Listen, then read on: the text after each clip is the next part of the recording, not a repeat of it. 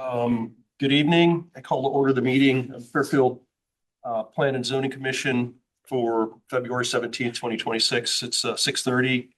Jeff Randolph, I'm the acting chair tonight. Chairman Crusillo is I think we'll be joining the meeting a little bit later. He's here now. Oh, he's here now. Oh, hey, Tom. I think we've got a quorum. We do. Okay. Do we need an alternate? We do not. We have all 7 members. Great. So I guess the first item on our agenda is the administrative session. Item 1, bills and communications, including general discussion and upcoming scheduled zoning regulation revisions and items for review. So the only thing that I wanted to queue up for the commission is we are going to be reviewing 2 regulations on February 24th based on scheduling with the engineering department. So we will be looking at stormwater regulations as well as a potential moratorium review for smoke shops, vape shops, and tobacco shops as requested by the Fairfield Police Department. And then for the meeting on March 3rd, we hope to be able to look at revisions to the design business district zones. And that's what we have on the agenda coming up. April, the meeting in April, we have proposed revisions to the lighting standards based on additional dark sky compliance. And then we'll provide more information as we have it for additional meetings beyond that. Any questions or comments from the commission? I have a question. Go ahead, Commissioner. Hi. I've taken a look at some of the regulations for tonight, and it looks like a great deal of work went into it, which I appreciate. I have a few questions about it when we get to it, but I didn't see, and maybe someone could explain this, I didn't see anything about setting aside 8% of our town to be exempt from the parking regulation under HB 8002. And I'm wondering if that is something that's going to show up on our agendas. Would the commission like to schedule that review? I think we need to do it pretty quick. Yeah, because that goes, these parking rules go into effect under the law July 1st. So it seems to me, not being an engineer, that it would require a lot of effort to figure out where those 2 4% districts would be, where we want them to be, where they should be, where it's most likely to have a problem if we don't have any parking allowed. Where there's most likely to be development and what comprises 4%. We're allowed to have by the law two districts of 4% each of the land mass of the town. And those would be exempt from, I call it the parking ban, but somewhat exempt. So I think we need to do that like pretty quick. To me, I like what there's a lot of regulations that seem to have priority, but I think that is a pretty big priority. So we can start working on that, because that to me takes a lot of effort to figure out where those 4% zones will be. Any other commissioners' comments? I concur. I would appreciate if that could be moved up instead of pushing it out if we already have stuff on the agenda for February, March, and April. If that maybe could take precedence over, the March or April items. Can I make a request that maybe we initiate this discussion at the March 3rd meeting in terms of what the commission's direction might want to be for that? Because, if and we can get into this as we talk about the parking regulations tonight, but keep in mind that this is anywhere where you have residential parking standards. And I would think that this isn't something that we apply to our existing commercial districts. It's something that we apply to more environmentally sensitive areas. Should state law change in the future that permits other types of density where we would want to make sure that those environmentally sensitive areas are protected. So I think that's the first thing that we have to talk about is, as staff, where is it geographically that you guys are directing staff to look at? And is that consistent with what we're attempting to do with other regulations? So, I think using that as the basis, because we know that only 5% of our land area is zoned commercial. So we can't even get to that 8%, even if we have, adjacent districts, right? Because we only have 5% of our land area zoned for commercial use.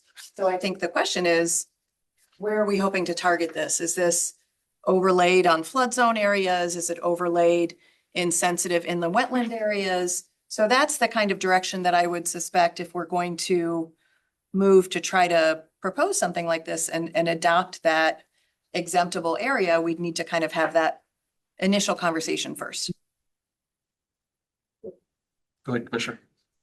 I agree with Commissioner Braun and Commissioner Monahan that this is probably, something that we should be proactively looking at. And if it's not too much trouble, for the March 3rd meeting, I think having, just like a brief summary of what the options are, what happens if we do nothing, and where staff recommends we might look at. Just those 3 kind of bullet points. Yeah, we can certainly do that. Yep. Sorry, Commissioner Braun, you've already spoken. Commissioner I'd like Delgado, to- okay, sure. Yeah. have your hand raised. I would just refer back to maybe the last planning meeting where commissioners were asked to relay any of their, concerns, but also like specific geographic areas that they feel should be included, so that when we have this conversation, we can do so kind of from a place or a foundation of understanding, like what are the types of areas, similar to what Emmeline was saying. I just wanted to reinforce that I hope people come into that conversation ready to discuss specific areas. Anyone who hasn't spoken yet have anything else to add? Okay, Commissioner Braun, go ahead. Okay, so there's another portion of HB 8002 that goes into effect on July 1st, and that is the as of right commercial to residential conversions. So we should also be thinking about that. And what I guess maybe my suggestion is, since tonight is a full night with a lot of other things, it might come into play with our discussion of the parking regulation, but we should be thinking about it because basically the law allows, as of July 1st, almost any commercial establishment to be converted into residential, I think 9 units or less as of right without a public hearing. So we need to be designing regulations of what we might want to have. And I would ask staff to start if we could ask, Emmeline to start looking at that, as well as maybe think about what areas it might not only be conservation oriented, it might be just safety oriented, where there's an overflow of parked cars onto the street in an area most likely to be proposed for development, that we might, want to have that area exempt. And again, it's unfortunate there's only 2 sections that can be put in those zones that are exempt from the parking ban, as I call it. But that requires, I think, quite a bit of research and maybe talking to the engineering department to figure out, what exists where and where these likely places are. And we wouldn't want to, of course, exempt an area that is not likely to be developed. And that does intersect with the conversion of commercial to residential. So I think we have to start thinking about both of those issues, and hopefully by, maybe Director Harrigan can, for the March 3rd meeting, come up with some thoughts and ideas about that. That would be helpful to us by talking to other departments that might have knowledge of what the layout is and, what the issues are with overflow parking. Oh, sure, go ahead. So to that end, I also think it's very important as we, are in a revaluation year. We saw the shift from residential, from commercial to residential, and residential going to be taking on a more significant part of our budget, that we do not encourage or do anything that would encourage our buildings that we need to attract businesses to be converted to residential, because once they're converted, and as you discussed, we only have a certain amount of space in town and buildings in town that can be used for commercial. We just need to protect those, in my opinion, at all costs. So is there a motion? I'm a little unclear whether there's a motion on the table. I'll make a motion. I could just use the direction given by the commission to schedule that out. That's helpful. All right. Okay. All right, thanks. So next item of business is old business. It's the recommendation of 327 and 329 Pequot Avenue to recommend to a public hearing of 327, 329 Pequot Avenue for a special permit application for exterior remodeling, outdoor dining request in conjunction with the restaurant use and the neighborhood design NDD zone. I just wanted to add, I didn't put the business name, but this is the former Spick and Span Market, which is going to be rebranded as the Southport General Store. So it's a remodeling of that entire exterior of the multi-tenant business, and to add the outdoor dining to the former restaurant use that was there that will be, reinstated. So very exciting application. So do I have a motion? Move to public hearing. And a second? Any discussion? It's required. Should we put it to vote? All those in favor? Aye. All right. Commissioner Cliffillo, is he also voting or just listening in? Might be driving. I guess it would be Commissioner Siebert Yes. for. Yeah, I don't have, Okay, he's on mute, thanks. okay. Okay, so proceeding to old business. Item number 3. It's come to my attention, there's been some suggestions to table item C until March 3rd and reopen for hearing and comment. Yep. Item C on the list is relates to the section 4.2 and section 20.2.5 relating to adding section prohibiting pools in the beach district zone, coastal area, AE, BE flood zones. So I suggest that we've gotten some feedback, and I suggest that we table that until March 3rd. So I need a motion. Okay, so Commissioner Monahan has made the motion to table that. Do I have a second? Okay. So we've got a second. So can we? Second is Capozzi? Yes, I'm sorry. Okay. Commissioner Capozzi. Is there discussion? I have a question. Is this the one that relates to the pools? Yes. Okay, so that's being tabled. Is there any, so the rest of it, however, is going to be up for a vote tonight, the whole rest of it, because I have a condition I would want to add based on the DEP review. Sorry, I'm house sitting and there's a cat here, so I apologize. Commissioner Braun, right now, the motion is to table item C. Sure. We'll address the other items. Okay. After we address item C. And Commissioner Levy stepped out for a minute, so we could probably wait for him to come back before we vote. Any comments on that? That was a no scratch. It wasn't a question. Okay. I have a comment. Okay, go ahead. I think we really, I encourage the other commissioners to review the public comments, and I think this is something that should be given some consideration, if based on existing home ownership and people buying homes in that area under the promise of being able to build something, or if they have an existing pool that suddenly being told that if that pool were to be damaged beyond a certain point, they couldn't rebuild it. I think and I know there's an intersection with FEMA regulations, and it's not just up to us based on the positioning of these properties, but I don't know that a one size fits all just over the entire beach area is the right way to go. So I can't. And I just want to clarify, this isn't the entirety of the beach area.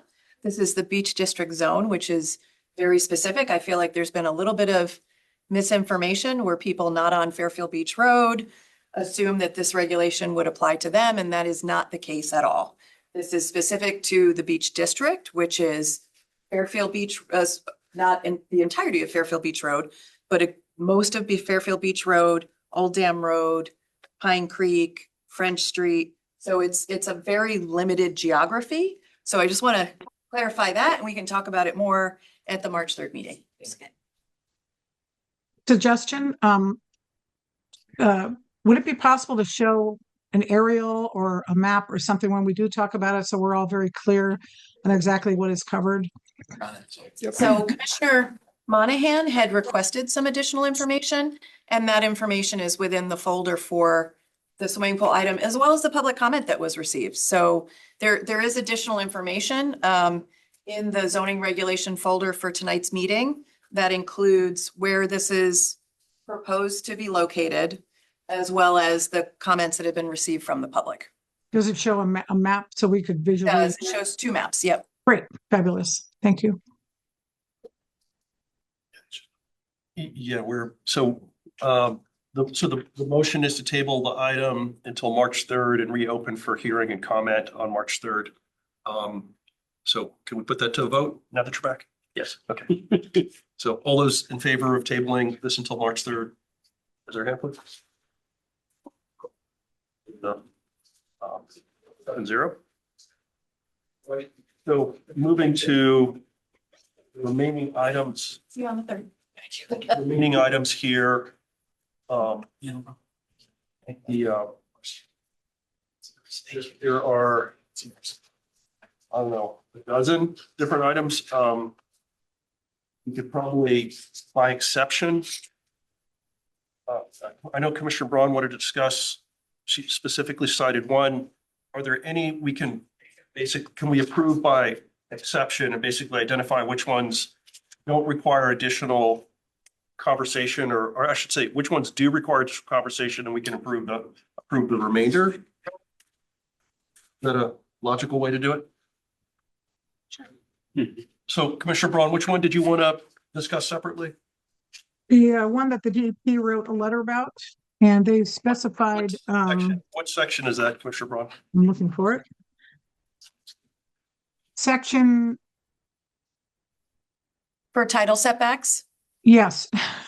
Okay, that would be item A. So item A. Yep.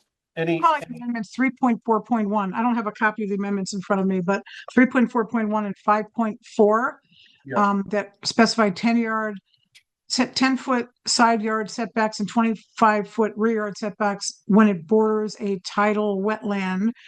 They are suggesting based on. Hold on, Yeah, Commissioner Braun. okay, sure. So what we're doing is identifying which ones we want to hold for additional conversation. So Sure, yeah. So that one, and are there any others? Okay. For discussion. It's section number I, section 19. Okay. Oh, no, not that one. The one, well, there was one where we need to define what is a fence. Okay. Which would also, and particularly relative to the beach district. I don't know if that's 19 or. Yeah, it would probably be under that one.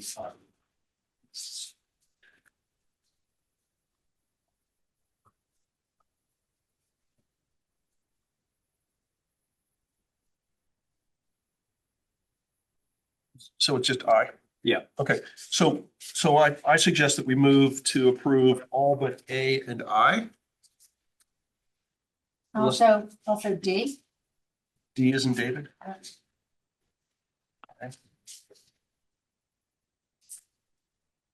Are we having we'll have discussion after this, right?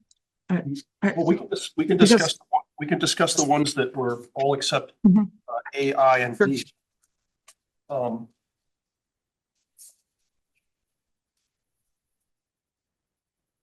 Are there any others we want to pull out for separate? Well, I don't know. Commissioner Capozzi had mentioned about the pods. I don't know if we ever resolved that discussion to his satisfaction. That's not included in this one. That's not on these regulations? No, Oh,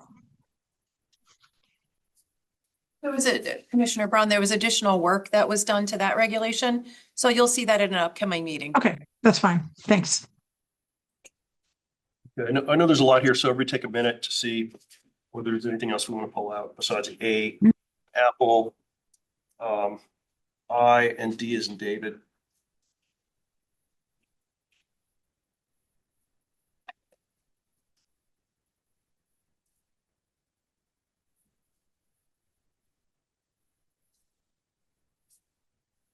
I'm adding E. E as in easy? Yeah.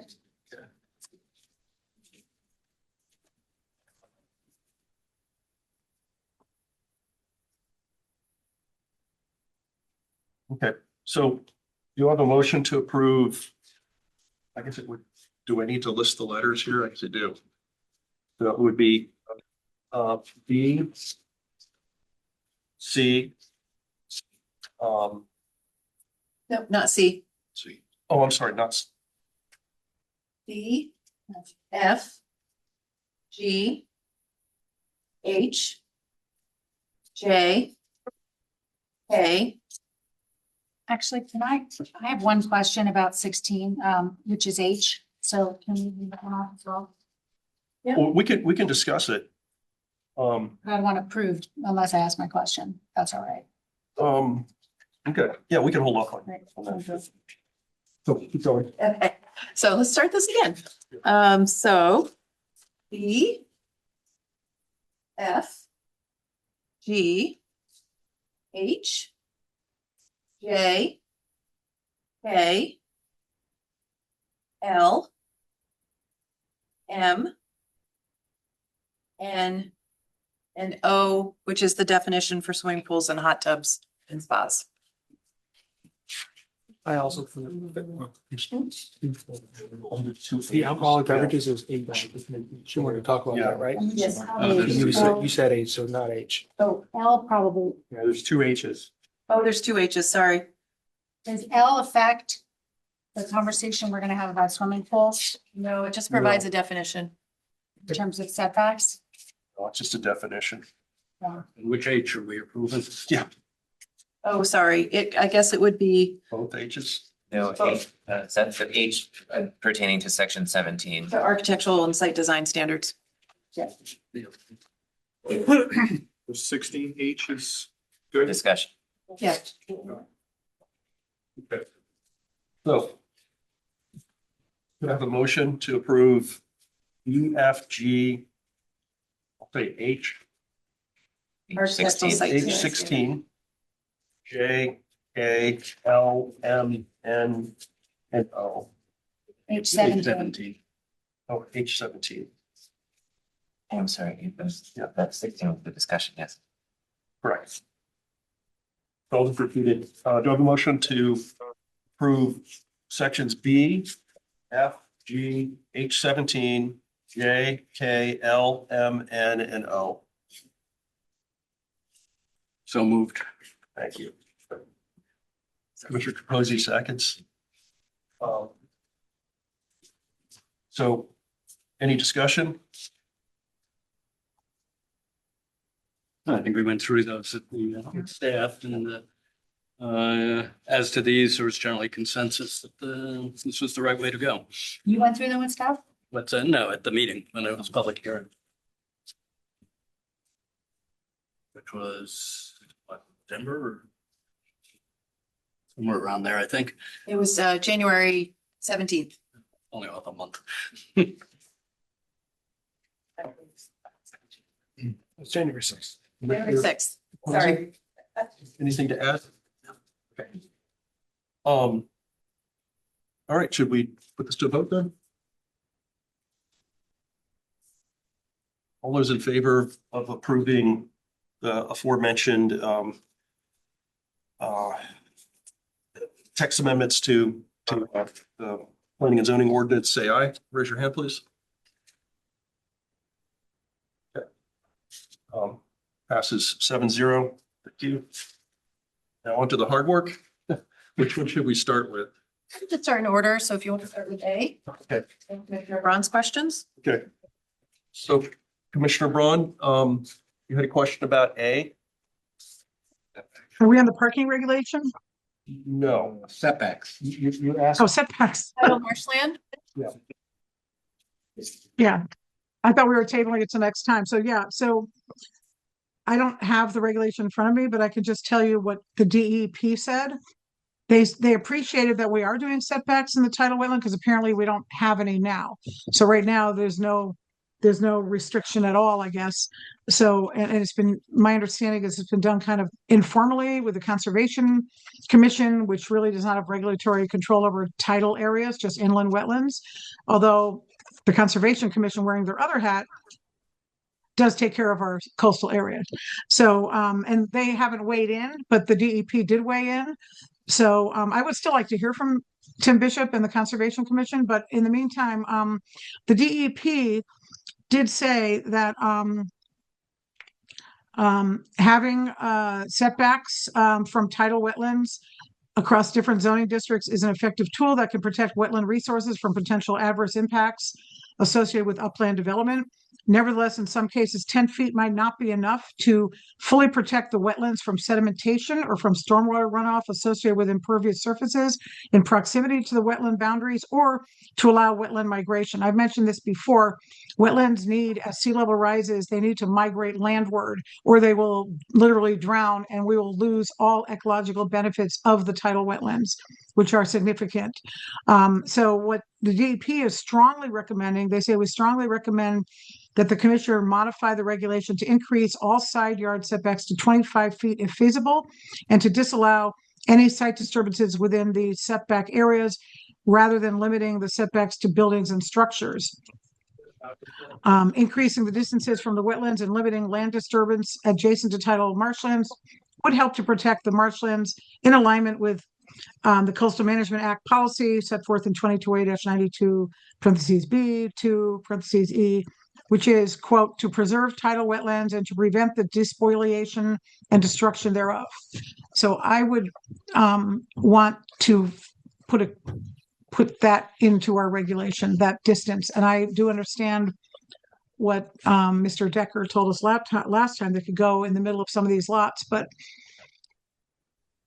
I don't know I don't know any other option when we're in the tidal wetlands area.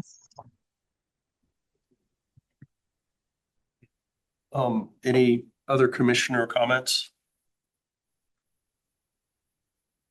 Oh, Commissioner Levy, sorry. Yeah, well, I certainly agree that protecting the tidal marshes is a priority, particularly with everything we heard the other night about the potential for climate change and flooding. At the same time, as Mr. Decker pointed out, I mean, we're dealing retroactively with many years of development in close proximity to the tidal marshes. And I think I have no problem looking further into the matter, but I'd be concerned about rendering major portions of the properties abutting tidal wetlands, particularly along the Pine Creek area, would now become non-conforming, which is probably not something that we would want to do without some further thought. So again, it's like many things we do, there's a balance here that we need to address. I have no problem deferring this until we can get further information from conservation and perhaps further information from staff as to approximately how many properties would be impacted by increasing this in the sidelines by more than the 10 or the 25 from the rear line. I totally agree with everything Commissioner Levy just said. Excuse me for a second, Commissioner Braun. So I want to see if there's any other comments from commissioners. Go ahead, Commissioner Monahan. How many properties do we think this kind of encompasses? I mean, do we think it's under 100? Do we think No, it's definitely more than that. So when you think of all of Fairfield Beach Road, for example, that's about 180 properties. You think about all of the properties that back up, whether it's South Pine Creek, whether it's, the properties that back up here where there's tidal marshland, for example, Welch Terrace, everything that backs up adjacent to Thorpe Street, So you have to think about the tidal marshlands as not just being open water, but it's area where you're gonna have tidal marshland and the tall phragmites or, so it is actually like the back of Mona Terrace, for example. That's Riverside all. Drive. Riverside Drive. Roland Road. Roland Road. So it's quite a few properties. I think for us, we felt comfortable with the 10-foot side yard setback because for most properties, the orientation of the tidal marshland was really closer to the rear property line. I think it's going to be a very select few where you're going to need to implement that broader side yard setback because that's just not where the tidal marshland tends to be oriented. It tends to be, usually the street, if you think about most of the neighborhoods that have tidal marshlands adjacent to it, the street setback where you come into the property, you have the front of the structure that is closest to the road, side yards that are adjacent to the next property over, and then the rear yard, which is generally proximate to a tidal marshland, which is why we focus the deeper tidal marshland setback there. We can certainly postpone this and we can take a look at all those properties and figure out whether there's some unusual circumstances where you do have that side yard setback, where you're going to have to worry about that on a tidal marshland. I think there's Shoreham Drive might be one, for example, where you have the lots that end up terminating where there's a tidal marshland on the side of it. But there's not going to be that many as compared to the rear yard setback consideration. Yeah, ask one. Oh, and does anybody else, Commissioner Delgado, Corsillo, do you have any questions? Posey?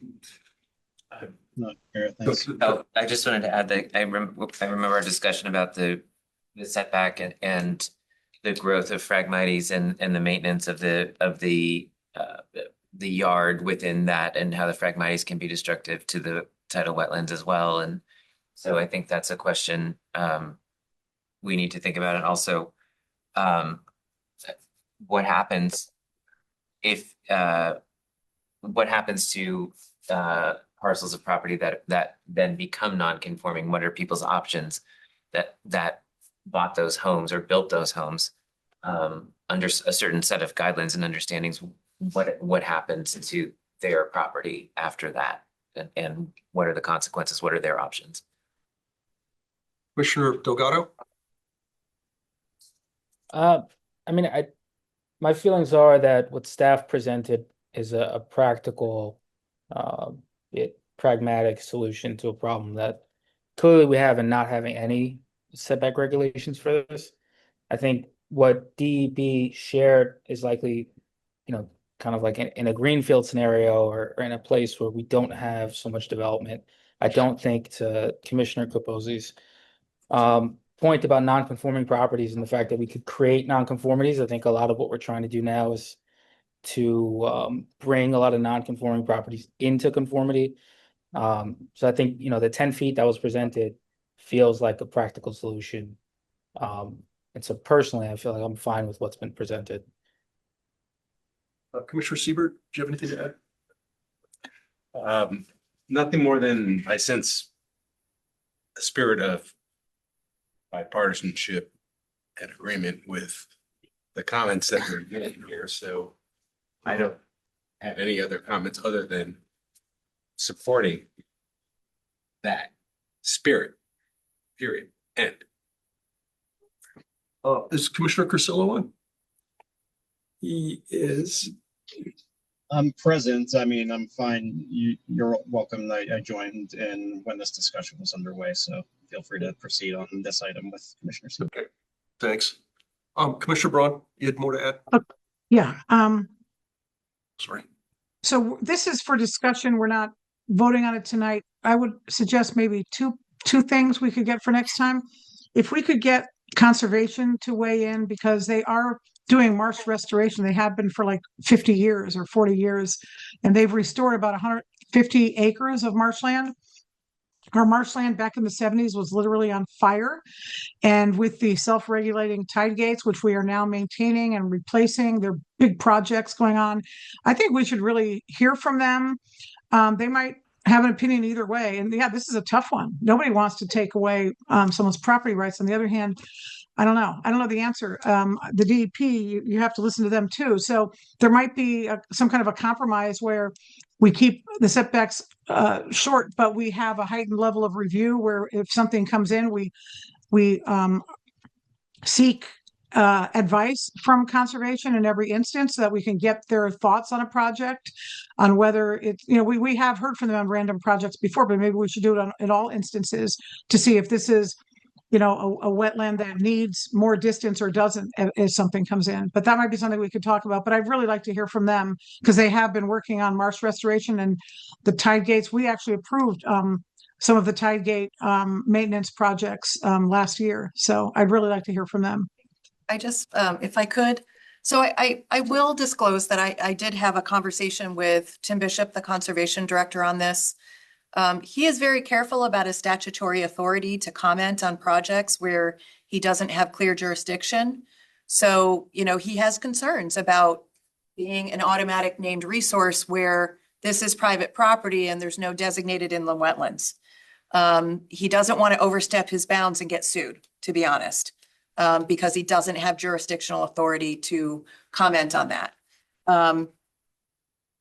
What I will say is that, where it is adjacent to a town-owned property and we think that there's going to be potential impacts to that town-owned property, he's willing to provide comment, but it's not going to be unilateral across the board. Because again, he can't take jurisdiction where he doesn't have any, and he's very concerned about that. Commissioner Monahan? So I have two comments on this. I appreciate all of this discussion on this topic because clearly property ownership rights and very important to people. The streets that you discussed, Riverside Drive, Old Dam, South Pine Creek Road, those actually are streets that are prime for development. Developers are buying these properties, knocking them down and building large streets. And while that's wonderful, and I believe in capitalism and you should be able to tear down a small cape and put up a $2.2 million home that I'm happy to sell if I have a buyer for it. But, the discussion about there not being enough entry-level homes in town, this is one of the reasons why. Because these small homes that abut wetlands in the back have traditionally been starter homes for families. They've been torn down. Now they're duplexes. Now they're very large homes, and it's changed the entire look and feel of the area. But it's also affected, who's in those homes. A lot of times it's no longer, the starter families or the downsizers. These are prime houses for downsizers to move into. So as we look to, developing, what we do here, plans and regulations, it's important to note that, maybe we don't want these homes all torn down and made into, duplexes and, very large single family homes that can go as far as possible into the backyard with hardscape, et cetera. So I'm all for protecting the tidal wetlands. I'm also for, kind of protecting the look and feel of, these areas. Go ahead. Yeah, I'd just like to add, we could continue this. At the moment, the standard is 0. I would think the appropriate way to deal with it might be to pass this regulation today, with which staff has recommended under all the circumstances. And there's nothing that at a later date prevents us from revisiting it and extending it. But at least if we pass it today, tomorrow somebody's not going to build a house 5 feet from the wetlands. So if there's a home today that's non-conforming and it's not raised and someone wants to rebuild it and make it compliant under these regulations, it's going to be very hard to do, correct? No, right now, so if you look at, I don't know if anybody still has the packet that we provided, but in most of these districts, your rear yard setback is already 30 feet, 30 feet, 30 feet, 40 feet, 50 feet. What that requires is a lack of construction within that 25 feet. So that's not to say that every structure is exactly at that rear yard setback. Some may provide a deeper rear yard setback. So, this may coincide with that exact rear yard setback.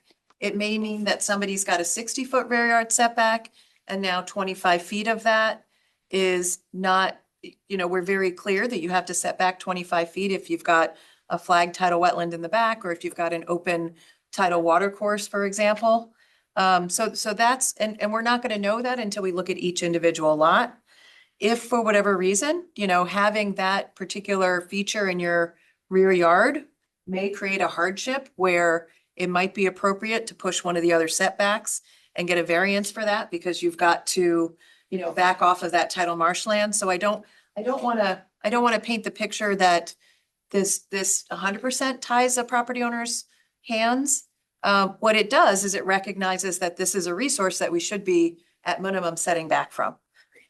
There's still the variance avenue available to a property owner if this creates a hardship to be able to do that, to then be able to flex in a different direction, I guess, would be the correct way to characterize it. Well, I heard a suggested motion to pass this right now because we don't have any setback requirements, and if it's inadequate, we can come back and fix it. Was that a motion? That's a motion, and I'd just like to add, largely this would just be dealing, I believe, with other structures, since most buildings would be, at least ones that are built since zoning would already be at least its distance from the rear property line. But there are things like, accessory buildings and so forth, which might be in the back, which, if they're existing, they're not conforming, they're going to stay there, but precludes any extension of the non-conforming use without variance, or prevent somebody from tomorrow going ahead and doing it. So I would make a motion to pass it. It doesn't have to be part of the motion, but obviously, of course, we can revisit this at any time if we want to further address the sideline concerns. Do I have a second? Okay. Commissioner Capozzi seconds. Any additional discussion? Commissioner Braun? Yeah, I think we need more information, which we all commented on before. I don't think we should pass a regulation without having full information. And regardless of whether we pass this or some version of this, we do have coastal site plan authority. So even, and Ms. Harry can correct me if I'm wrong, even if a variance is granted to go within the setback, we can overrule that with our Coastal Management Act authority doing a coastal site plan review, right? No, not once a variance has been granted. If it's not been appealed, that variance runs with the land, because the hardship is, if it's an appropriate application where the hardship is based upon the physical characteristics of that site. And again, I'm not saying that somebody would say, if we adopt a 25-foot rear yard additional setback off tidal marshland today, I don't think the application is going to be, I want to be 20 feet away from that tidal marshland. I think it's more likely that they'll say, I want to, instead of a 30-foot front yard setback, I want a 20-foot front yard setback because I need to move further away from that tidal marshland is what I would envision the scenario being. But, okay, so I'm trying to understand this, because coastal site plan review has now been extended to single family homes and duplexes, right? That means we have to review every construction of a new home or a duplex, right? Under coastal site plan. It's actually any construction within a coastal flood zone. So that doesn't mean a velocity zone. It means an AE flood zone, or the usual coastal site plan requirements per the statute. And then any property that has a direct tidal resource that automatically comes before you with a coastal site plan. But under that, just we can determine. Commissioner Braun, I think we're trotting over ground we've already covered. If you could succinctly ask your last question. I'm trying to understand if we have authority to overrule a regulation for setback or a variance changing the setback. I think we do. I would say legally you don't, because your purview within a coastal site plan application is to protect the adjacent resource. So if a variance is to meet that criteria and to move closer to a roadway, you don't have the authority to override the zoning board of appeals in their statutory authority in granting a variance. What you have purview over is what is that applicant implementing in order to protect that coastal resource during construction and with the completion of the project. What my understanding is without any kind of minimum setback, we do have more vulnerability to be challenged because we don't have a standard at minimum enumerated within our regulations. So the commission, if somebody chose to appeal us, they would really seek to have very specific findings absent a regulatory framework so that the decision by the commission is not arbitrary. So I feel like this is hopefully additive in protecting the coastal resource because right now we don't have a standard, and that's where we've gotten in trouble on a variety of different decisions, right? If we don't have a standard that we are adhering to within our regulations.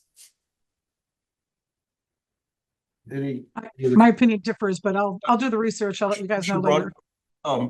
And any other comments? Okay, so my final comments are qualified staff have looked at this. Right now, there's an absence of guidelines, which is Director Harrigan has pointed out, leaves us to greater vulnerability. And I appreciate the inclination to study this further, but right now we have no regulations. And I think Commissioner Levy's motion to add this and come back and fix it if there's any additional resolution required is a good suggestion. I don't think I have a second. Oh, no, you seconded it, correct? So I'd like to put this up for a vote. So the vote is to basically pass as written right now. No amendments or corrections? Okay. All right, so all those in favor of passing this as written, raise your hand. Okay, so it passes 6-1. All right, good. You got my vote no? Yes. Thanks. Good conversation. The next item that we've identified for exception is alcoholic beverages. Actually, item number D. Oh, D, I'm sorry. D is in David. Lot Sure. coverage beach zone district. Monahan asked for more discussion on lot Okay. coverage and beach zone. So how is this changing exactly? It's so like the commission, zoning enforcement staff gets a little bit in trouble if we have a standard interpretation that is not enumerated within the regulations. So what this actually does is it takes what staff has been doing consistently when they provide guidance to property owners within the beach district, but it's never been within our regulations. So they've applied it unilaterally. But again, we run the risk of getting in trouble if we don't put it within the regulations. So our zoning enforcement staff felt it was really important to have this consistent way in which they've applied the standard to be actually within the regs. Okay, and it says the setbacks may continue. I'm Yes. sorry? Okay, the setback shall also apply to fences and or structures more than 1 foot above the ground. That's correct. That's always been applied that way. Yeah, so if there is a property that is along, let's say Fairfield Beach Road on the creek side, and they want to put a fence up, you have to be 10 feet from mean high water line, is that correct? Or is it's 10 feet from where? Well, you're not permitted to put a fence waterward to the back of the structure facing Pine Creek. So fences. Dock. Pardon? Say there's a dock. If there's a dock, for the most part, people haven't put fences up. Usually when the docks usually have to get approved by the DEP first before they come to us because of the amount of the structure that extends over their coastal jurisdiction. And generally it doesn't include extra fencing because frankly, in a heavy windborne environment, it's going to detach and end up in somebody else's yard or in the creek. So, that's kind of the concern. So a lot of times that when these are presented to us, they don't have any perimeter fencing around them. So it doesn't say where the 10 feet is from. It says the minimum setback of buildings and or structures from Pine Creek for lots on Fairfield Beach Road and or Old Dam shall not be less than 10 feet. Which one are you looking at? Yeah. I think we're on a different one. Yeah, I thought we were on 4.10. Yeah. 4.10. So, Okay. Okay, I'm sorry. I meant to, I was on the setbacks. No, sorry. I printed it out and look at the size of how big Okay. these are when you print them that way. I thought I didn't do my homework. Yeah, no, my apologies. So we're at Yep, right. 410, That's fine. which you raised, Yep. which was, So you're just saying you're making it consistent, what you've already been doing and putting it in writing? Correct. So there's no question in terms of that being your authority. Okay. got it. Correct. so any additional questions on, did that answer your questions? Yeah. Commissioner Monahan? Yes. Okay, so should we put that one up for a vote? You want to make the motion to pass that one, Commissioner Monahan? Yep. You have to make the motion. I make a motion to pass C related to the permitted uses, sorry, D, section 4.10 law coverage in beach zone district provisions and clarifications. We have a second. Mr. Capozzi, all those in favor? Okay, passes 7-0. Our next one is, So this is the one I was talking about. That's the one you're talking about. Yes. which one? I was speaking about E. So 4.14, not 4.10. So B is actually already in existence. And C is the new element, which is any proposed construction shall be outside the Pine Creek Dike System easement. And this was really just to flag for property owners. We unfortunately recently have had a lot of surveyors that have not placed that easement on their survey maps. And this was really to reinforce that the town has an easement over that flood protection structure. And just to call it out for folks in the beach district, so they understood that that easement exists. Does that answer your question?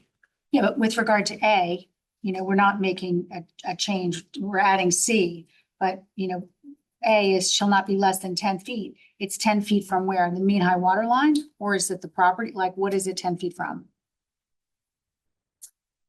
It's generally from usually either the bulkhead or because most folks have an improvement. So, mostly, Right. yeah, so mostly it's where their rear property boundary is determined by deed. So that's usually how it shows up on the survey. So it's not, It extends into the waterway. To the well, west. that's that portion of Pine Creek. So if we're talking about the portion of Pine Creek that is direct waterfront on the backside of Fairfield Beach Road. I'm just talking about all of it. It'd Yeah. just be nice to have 10 feet from, is it property line? Is it? It's the property line.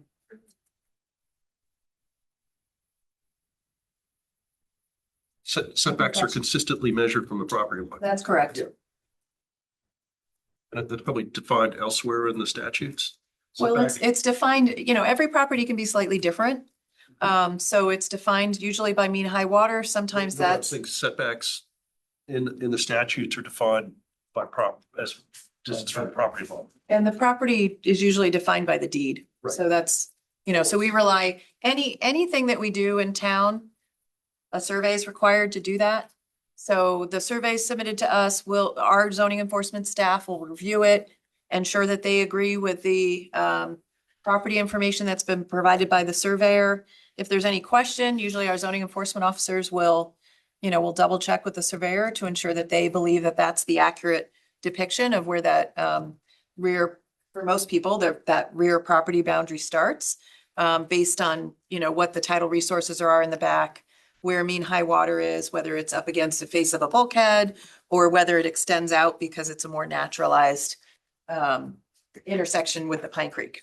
Having more words rather than less cuts down on the number of calls and visits to your office is my No, I point. know. So adding a few words to clarify that to the public when they're making purchases or selling a property, it's not subjective. So that's why. We always like them to come in though, because those properties are never simple. Just as a point of reference, that if you have conflicting definitions in an ordinance, if you define it one way in one place and another way in another place, it creates confusion. So when they say 10 feet measured, there's another, yes, go ahead.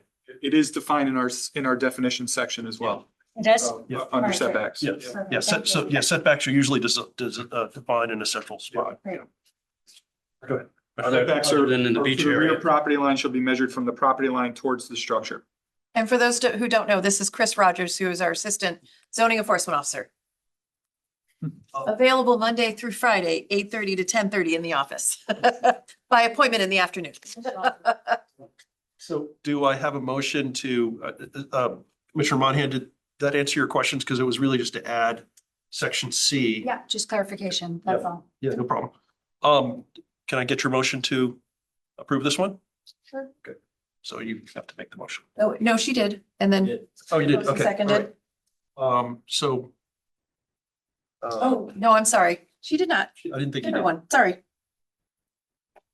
Your comment was except in the beach area. What did you mean? by that? Well, it's simply that the setbacks are defined differently in the beach area. This only applies to Pine Creek, and Right. everywhere else in town, it's 10 feet from the property line or whatever the distance is in zoning. Yeah, I just wanted to make sure you were heard on that. Yeah. I'll make a motion to pass section 4.14. Setbacks from Pine Creek and in the beach zone district. Okay, Well, it's only in Pine Creek. I think the motion would be to make the text amendment for section C, right? Okay. So do I have a second? Commissioner Capozzi, you could always count me. Should we put this to a vote? Commissioner Siebert's had to step out, but I'm in. okay, all right. So all those in favor, please raise your hand or say aye. Aye. Aye for Tom. Thank you, Commissioner Crisilla.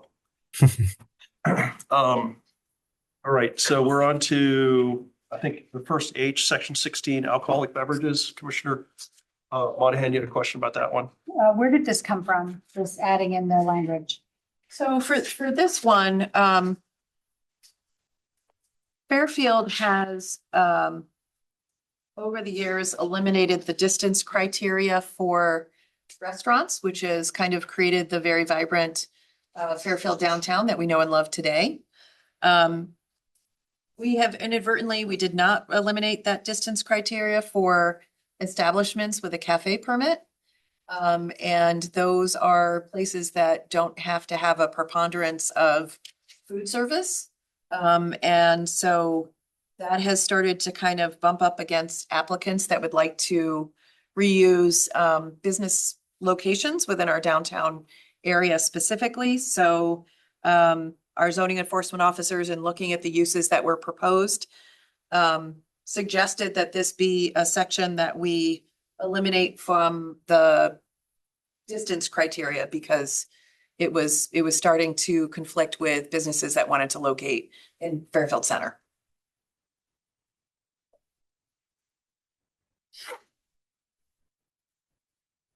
Any additional questions? Do you have a motion to pass this text amendment? Commissioner Levy? Yeah, move to pass the amendment to section 16.1.2, which is the second H. No, it's the first H on our agenda tonight. Commissioner Capozzi? All those in favor, any additional discussion? All those in favor? Aye. Thanks. So motion passes unanimously. Let's see here, we're on letter I, is that correct? Fences and walls. Section 19. I'm not sure who raised the question on this I one. think I did. Let me. And if I may, Mr. Acting Chair, Yes. staff is also working on definitions for fences and walls, so I don't know if you'd like to table this section and get this section at the next meeting with those definitions, so you can review them together. I think staff would certainly be okay with a motion to table Yes. if that's what you would prefer at this point. I'll move the table. Okay. Comment? So the motion is, yeah, the motion's to table. Commissioner Monahan, do you have a comment on motioning to table? No, I have a comment about if they're working on definitions of what fence is. I'd like to make a comment. Well, we got a motion to table. Do I have a second to motion and then we can discuss it? Okay, thank you. So I get a second. So Commissioner Monahan, go ahead. One of the meetings, we talked about fences, including those ropes on the beach. And I just want to make sure that whatever we're passing, whatever we are proposing does not include language about ropes on the beach that would potentially allow a homeowner in the summertime not to be able to demarcate where their property is, leaving a rope and small wooden stanchions. Oh, Commissioner Levy. I would disagree, and that's what we'll discuss when it comes up. Yeah. So With an open mind. So there's a motion on the table to table this section of this text amendment till the next meeting on March 3rd. We're gonna be busy. All those in favor, I'll say aye. Aye. It would be great if that could be discussed when we discuss the swimming pool ordinance at the same time.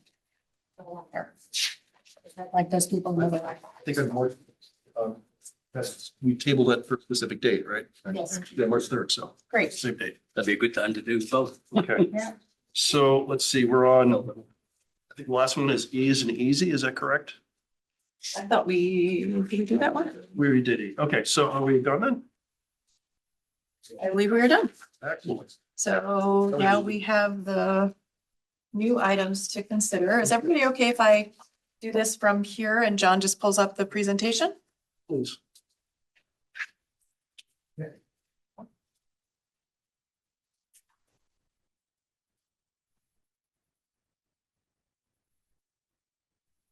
Give me 1 second.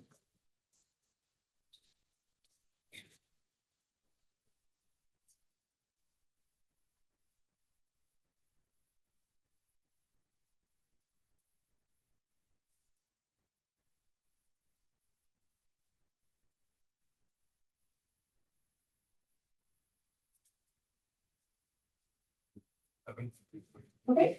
Oh, that's the wrong one. Oh, it's the wrong one? Yeah, okay. Okay. So I'll just go ahead while he's pulling that up.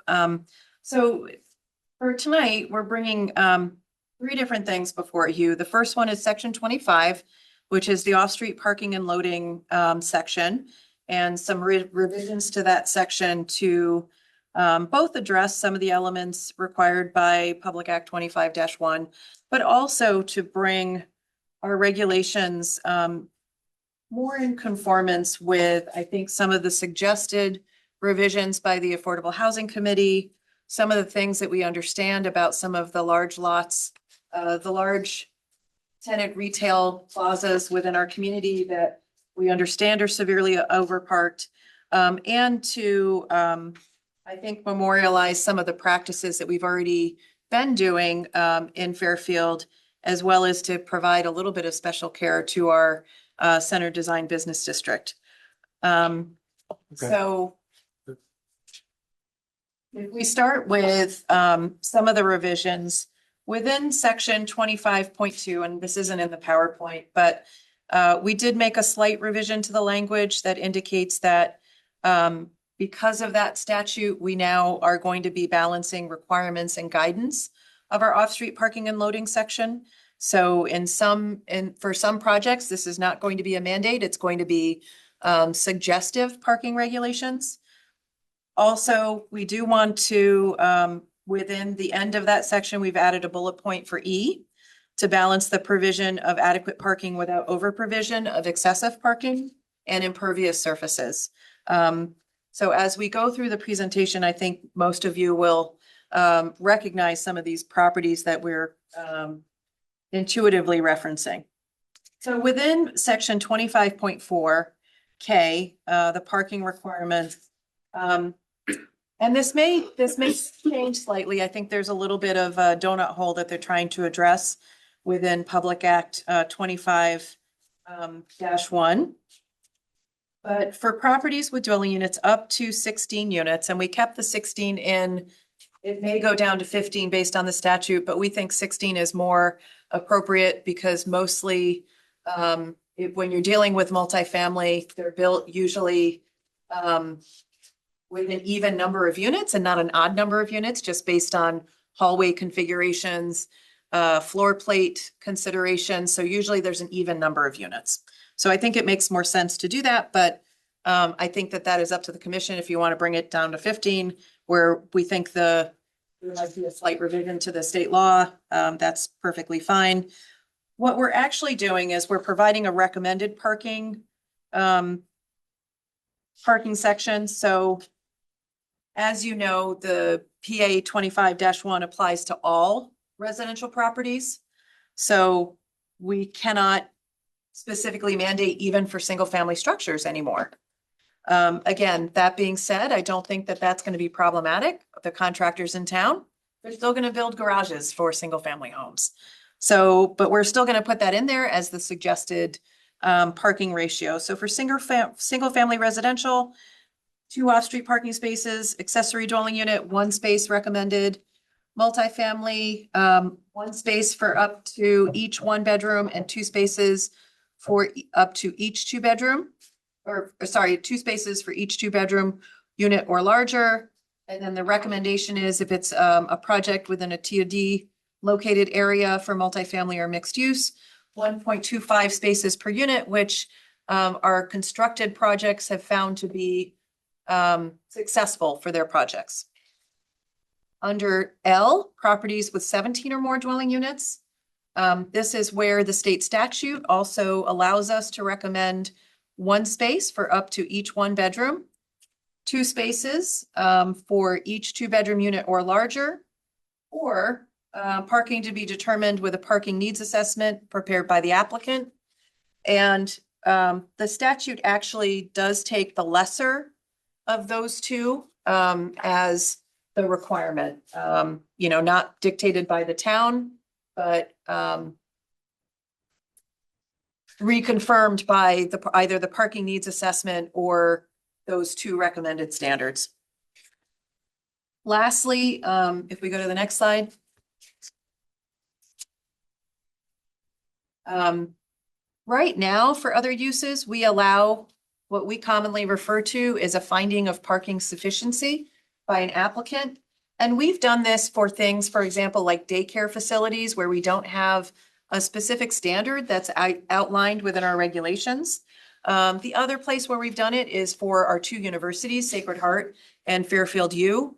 We don't, for example, have a parking standard for dormitories or for sophomore housing or for their athletic facilities. And so we allow them as the applicants to give us an understanding as the parking, the parking sufficiency that they need to effectively operate, those types of uses on their properties. What I do find is valuable within the state statute is they do actually provide pretty clear guidance on what they call a parking needs assessment, which again, I equate to what we used to do, which is a parking, a finding of parking sufficiency. And so I'll get to that in the later section, but there are pretty clear standards and guidance for what should be included within those. But based on some of our overparked areas, although this is only required within state statute for those properties over 17 dwelling units, either 100% residential or mixed use, I think that this is a good practice to introduce for our multi-tenant plazas, as well as those multi use properties, whether it's, mixed use residential with ground floor commercial. So, and I think part of this, and I put it within the folder, and if you didn't have a chance to look at it, I've shared some of the slides. If you go to the next slide, our Affordable Housing Committee, starting in 2023, did an assessment of some of our largest shopping centers within town. And they were able to go back to aerial photography that is provided by one of the GIS aerial photography companies that the tax assessor and other departments use that show aerial photography for every 6 months, which is a really great tool for our zoning enforcement officers as well. But they actually looked at every single, the 10 largest local shopping centers that even but with driving by, you realize, wow, there's a lot of parking here and nobody's using it. And what they were able to just visualize based on those aerial photography, doing the actual counts of cars in the lot. And these were, days of the week, not too many weekend days, but there were a couple weekend days. What they found on average was that some of these large tenant shopping centers, they're only parking at 40% of the lot, the parking spaces that are physically there. And this was done by Bob Elwinger, who's down the hall in the Board of Finance. So I just want to give him a shout out. But so I'm just going to kind of run through some of these. So for example, the Stop and Shop Planet Fitness Nutmeg Bowl. There are 782 spaces in that lot and an average of 164 spaces used at any one time. So that's about a 21% usage for that lot. What's the date on this, the study? So he updated this in 2024 based on the aerial photography that was available. So it's one day of the week that he did this? no. So what happens with the aerial photography is they shoot it every 6 months and they give you the exact day that they do it. So they give you the date. And a lot of times it's like Tuesday, Thursday, Friday. And so he just based it on the day that aerial photograph was taken. So it's like every 6 months from 2014 to 2023. And then he did a little bit of an update in 2024. So for example, for BJ's, the parking capacity is 543 spaces. Average number of spaces used based on the aerial photography is 104. That's only 19% of the lot. That doesn't include the garage below, right? It does include the garage. It does. Yeah. Aldi's, so I'm just going to skip over a couple of these. Aldi's and Home Floor and Decor, 483 spaces, only 87 spaces used at any one time for 18%. One of the highest uses parking lot was the ShopRite and Pearl Vision up on Black Rock Turnpike, 357 spaces, 219 spaces used. So that one's pretty high at 61%. The other one that's pretty high is the Trader Joe's, Panera, Chase Bank, and on Black Rock Turnpike, 308 spaces, 180 spaces used, 59% of the lot. So, and then his key findings, if you go to the next slide. So properties with the lowest average parking usage rates included the Aldi's, Home Floor and Decor, the BJ's parking lot on Black Rock Turnpike, closer to the train station, 800 Villa Avenue with the Stop and Shop Planet Fitness Nutmeg Bowl, on the Post Road, the former Bob's store. And he looked at this for a couple of different purposes, one of which was to see whether or not we could identify additional sites for more diverse housing choices for Fairfielders, understanding that, potentially new development might include housing. It also might include other economic development opportunities, to be honest. So if we go to the next slide, you can see this is 290 Tungus Hill Road. This is the Aldi and the Floor and Decor. And the lot that you can see circled to the north is required parking for this parking lot. It has never been used. So that speaks to, so if we keep going through these, so this is, for example, 800 Villa Avenue, the Stop and Shop, Planet Fitness, Nutmeg Bowl. There's a whole parking lot in front of that tree line, never occupied. There's a whole row of parking behind the building, doesn't get occupied. So that building to the left where there's 54 spots, there's another office there on the left-hand side. The office is actually its own parking lot down below. On the left-hand side of that circle. There's CBS. actually another building there. CBS. It's not part of that property. It's not part of the property. So all of that goes to, okay, yeah. Yeah. So if you go to the next slide, this is the easterly portion of that same lot, where again, it's very broad. underutilized parking fields. Where are we looking at here? This is 800 Villa Avenue, so that's just east of the Nutmeg Bowl. Right, so there's the Fairfield County Bank right there on the right, Fairfield Country Bank, I think. Okay, and then the last one is, of course, the former Bob's store, right here on the Post Road. So 338 total parking spaces, and only 77 parking spaces utilized. So if we could, so when we talk about joint usage of parking areas, so when we talk, so one of the things that we're doing is we are eliminating 25.4.3 for multiple uses. One of the reasons why we have such extensive parking lots is our regulations currently require an additive understanding of the parking and the provision of the parking spaces. So within the Bob's Plaza, for example, if you had a pizza restaurant, a hair salon, a whatever it might be, plus the Bob's, there's no understanding of shared parking within that plaza. Every requirement is additive, which is why we end up with so many overparked large tenant spaces. We could, for example, if we wanted to, figure out, well, what do we think is the best solution for a 30,000 square foot retail use?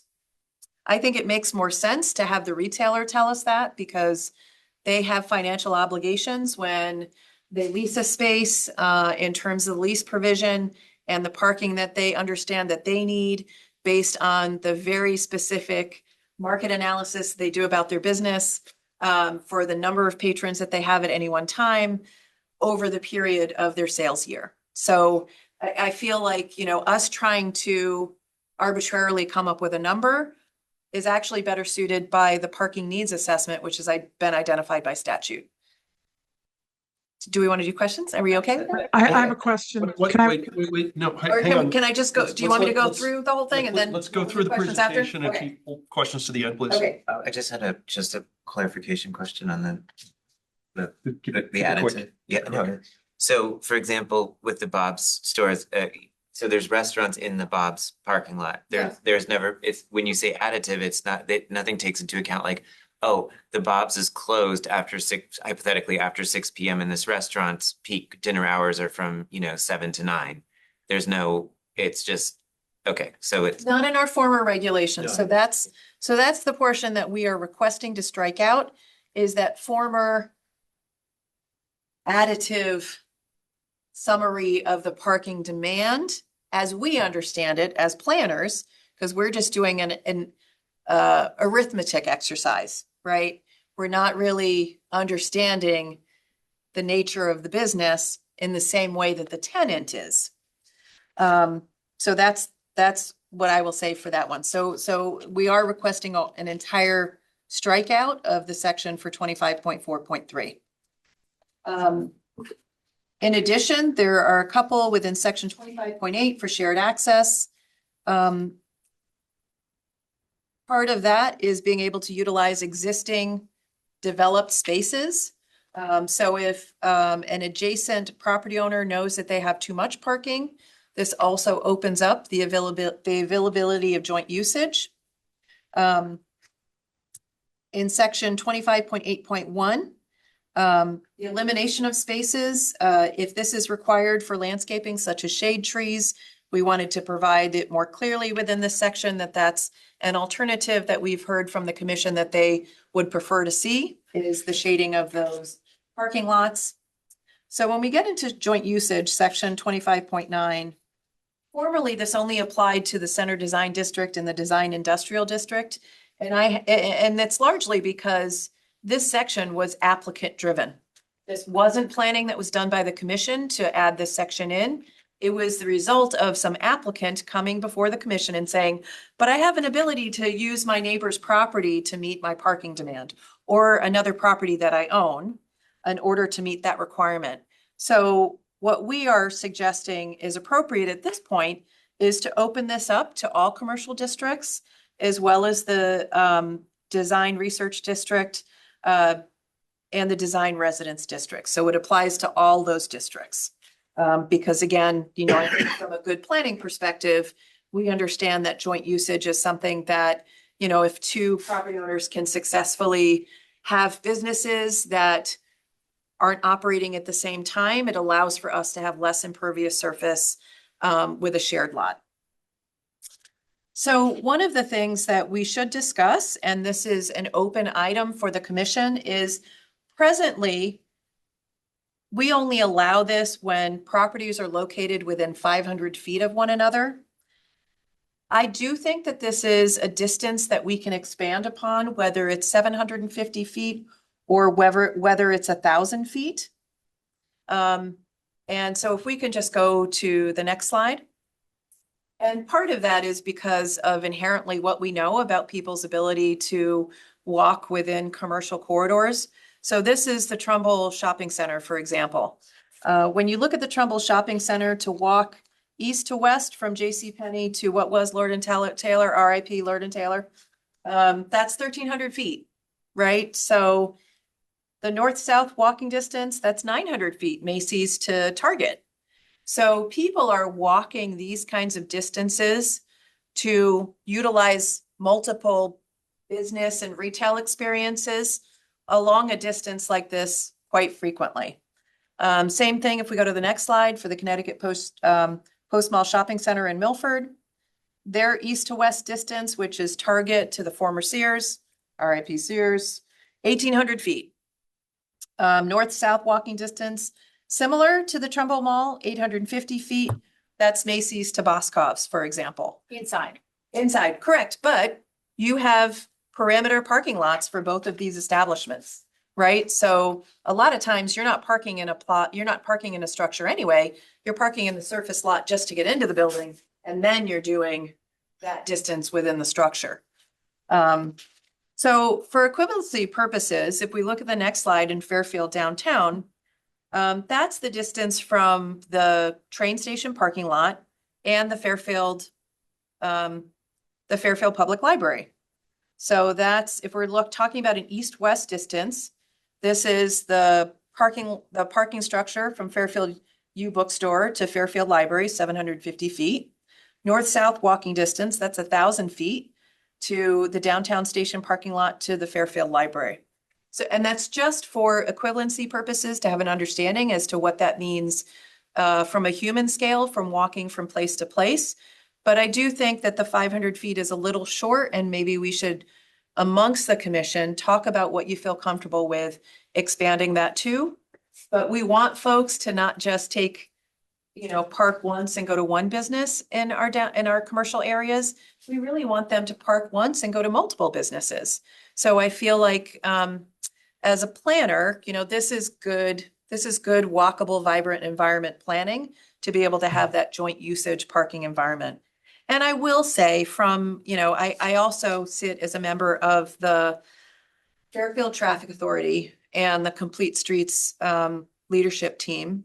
And there has been conversation about maybe it's time for Fairfield to, as a community, to do a broader parking study to see whether we can make more of the downtown lots more in common, close some of the entrances, do something like, for example, like West Hartford has, where you have, a shared parking lot that's maintained in common, where people understand those common access points, both as pedestrians and for automobile purposes, where you enter, where you leave, and then it's jointly maintained. So that has been part of the conversation. That's not really something that's, until we get to kind of figuring out what that means for joint usage purposes, that's not really something that I think the Planning Commission would lead a study like that. It would really come from the Traffic Authority or the Complete Streets leadership team, but that has been a conversation that has been had.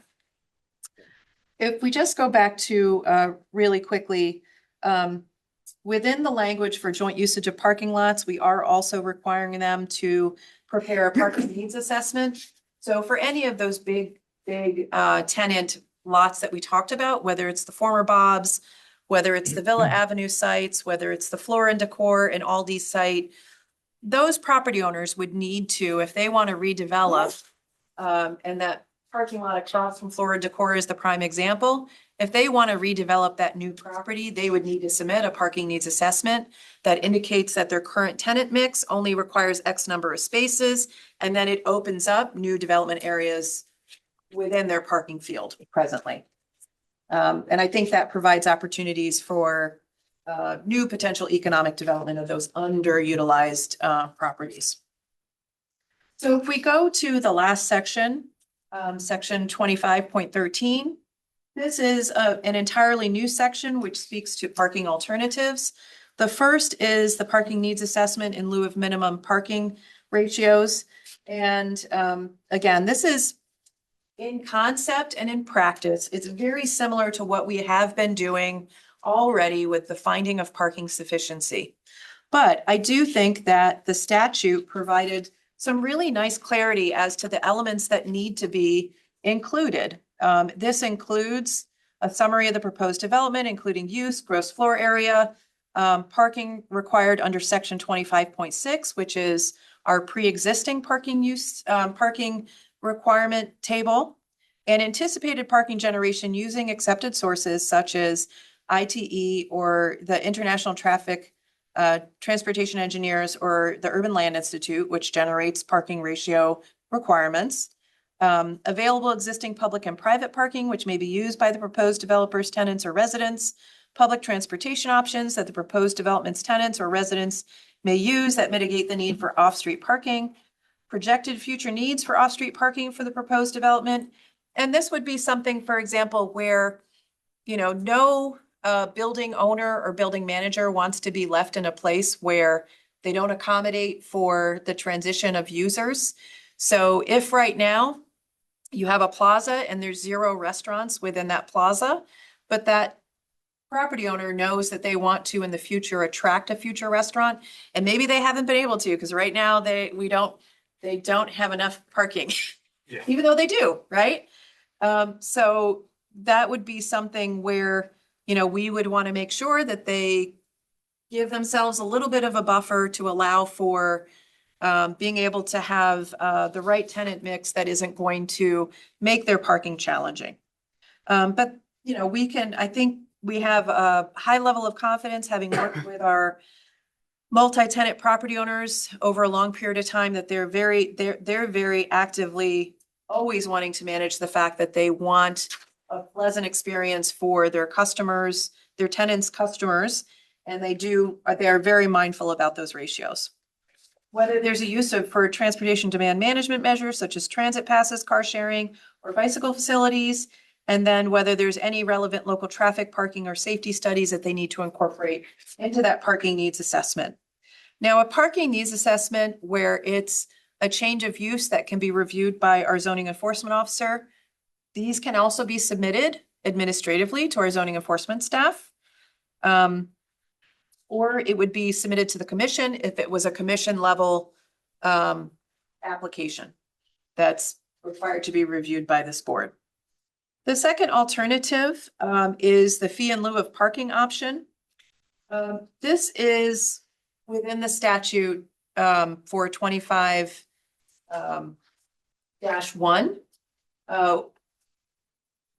I believe that this is an optional. So the commission, I would have to also bring something to the Board of Selectmen and the RTM to approve a repository for any funds that get paid in for this fee in lieu of parking option.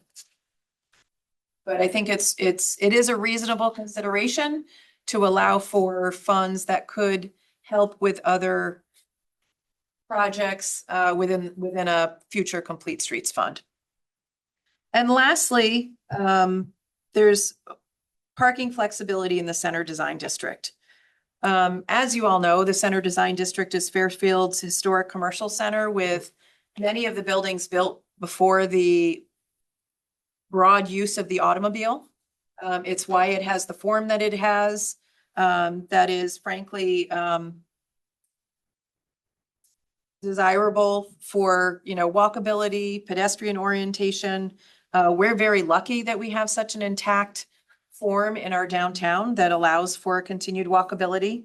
And what this would allow is for flexibility from new tenant to new tenant. If we go to the next slide, John. So I'm sorry this isn't that dark, but if you can see all of the properties that have red outlines around them, those are all properties that have applied for and been granted variances for parking standards within downtown. When you have, what we say in planning is when you have multiple variances that are issued, it's not a problem with the regulation. I mean, it's not a problem with the property. It's a problem with our regulations. And it is added time and expense for tenant fit ups when it is a quote unquote change in use from one tenant to the other, where we have a fairly active on-street parking supply, as well as other parking opportunities within the center, to keep sending them for parking variances when really what we should do is just allow tenant turnover so that we don't experience vacancy within our Fairfield downtown. So this is not something that's required by any statute. I think it's something that makes sense because we've issued so many variances.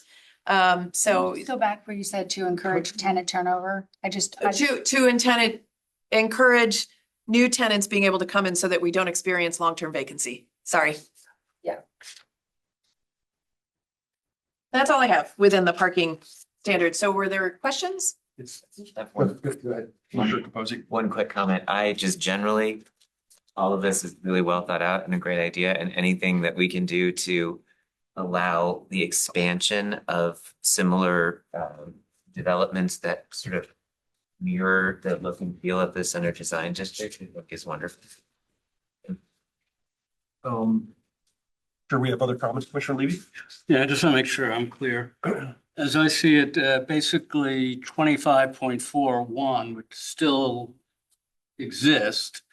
The table, yes. And then as to certain ones, this K, L and S, those would be recommendations rather than requirements. No, K is, we can no longer mandate minimum parking for residential properties up to 16 units. So this would just be a recommendation then as opposed to. Correct. Yes, correct. Sorry. Right. And there's one other, in your parking needs assessment, you referenced 25.6. Shouldn't that be 25.4 from the fourth page? 25.6 is bicycle. Yep. Thank you. Me. Additional comments? I have a comment when you're ready. Go ahead. I think this is Commissioner Monahan, and then Commissioner Priscilla. great presentation of it. Great, very well thought out, et cetera. I just like current information, like current data, like this chart. I didn't see this and maybe I missed it. I went through all the files, but I would love to know when they were given the variances, and does the variance that you have given for these downtown parking, these properties, does that go with the land? And is that in perpetuity, these variances were given? Or is that something that's isolated while that business is open, or is it different? It's isolated for the business type. So, for some of these, for example, if it was the first time a restaurant went in, for example, and I will, we did actually look at some of these. Some of them were, for example, a waiver of 30 parking spaces where 0 are provided because these weren't buildings that were built with any parking. So, but the question is, do we allow that building to remain vacant if our zoning board of appeals were not lenient? What's vacant? Is something vacant now? Well, no, I mean, I think the fact that there have been so many variances issued has led to a lot of our Fairfield downtown spaces being able to be occupied. Or torn down? Or, for example, like what happens. So for example, I will give you an example of what happens in town because we don't have flexibility with our parking regulations. BJ's came to us and said, we'd like to do a gas station like other BJ's have, like Costco's have. And we said, oh, I'm sorry, you can't. You're underparked. They're not underparked, right? So I think that's what we're trying to kind of tell the story of is our parking regulations are based upon what in an ideal world, in a suburban world where we don't have walkability, where we don't have this great pedestrian oriented downtown, if every single person had to get into their car to get to that business and didn't have a different choice in how to get there, maybe you need that one space for every 40 square feet of dining area, but we don't need that in Fairfield Center because we have other alternatives for where to park. People are willing to walk a little bit. If they find an on-street spot, if they park in the train parking lot after commuter hours are over, or maybe they come in on the train and they walk, from the train and their spouse picks them up in downtown or, whatever that scenario might be. We know that we have a downtown that operates in a very different way. So, it's appropriate for us to look at the parking standards in a different way. My fear is that we've become lenient on the parking standards and then it's being used when we have a commercial to residential, transformation of the building, and now there's no way back. So we have a finite amount of commercial properties and our downtown is thriving as, because we also have businesses during the day that are walking, using the restaurants, et cetera. And that's obviously, very important, but, to convert an entire, one of the articles, one of the letters that were written, talks about the Bob's lot. And I don't disagree with you. I think that lot, is a very large lot. In the summertime, it's used a lot for people going down to the beach, but, the change unlocks redevelopment potential for overparked properties. Sites like the former Bob's store on the Post Road could convert excess parking into housing, retail, or public space.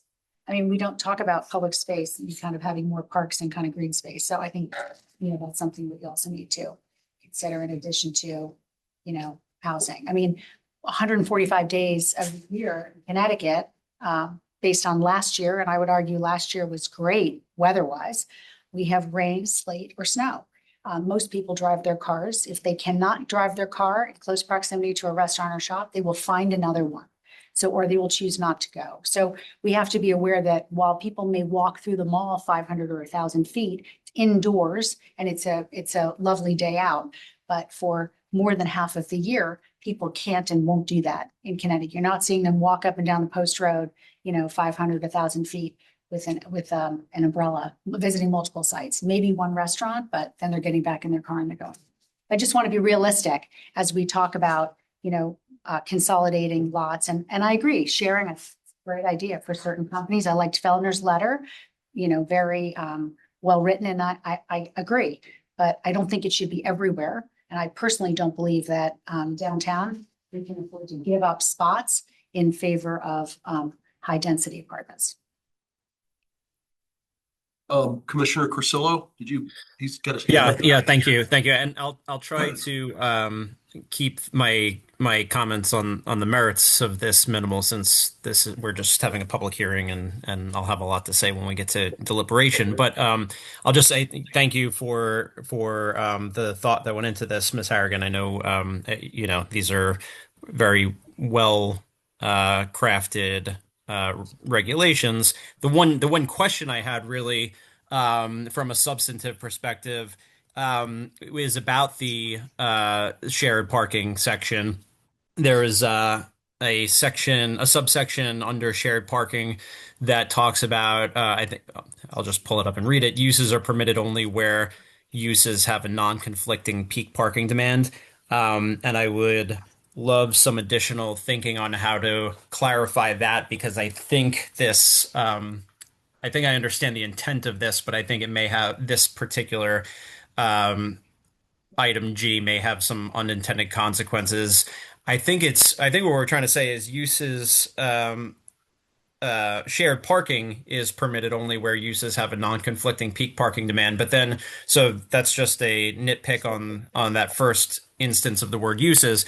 But separately, I think I don't want to be overly prescriptive or overly prohibitive in using the phrase they're permitted only where they have a non-conflicting peak parking demand, because if we're talking about multi-tenant properties, we may be talking about two adjacent properties that have, 4, 5, 6 tenants each. And if one property has a coffee shop and the property next to it has one coffee shop, I wouldn't want the 1 out of 6 tenants in each site that are conflicting to sort of preclude an entire shared parking arrangement between the two adjacent properties. So I wonder if there might be some way to add some clarifying language to that really speaks to what I think is the intent, that you don't want such conflict between adjacent properties that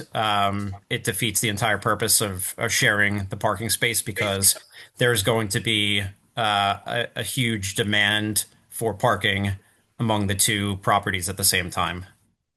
I think there may be instances where there may be similar types of tenants in adjacent properties, one in each, and that may not necessarily strain the available parking. And I don't think we want to preclude shared parking in that case. Does that make sense? Can I ask a follow-up question? Yeah, please.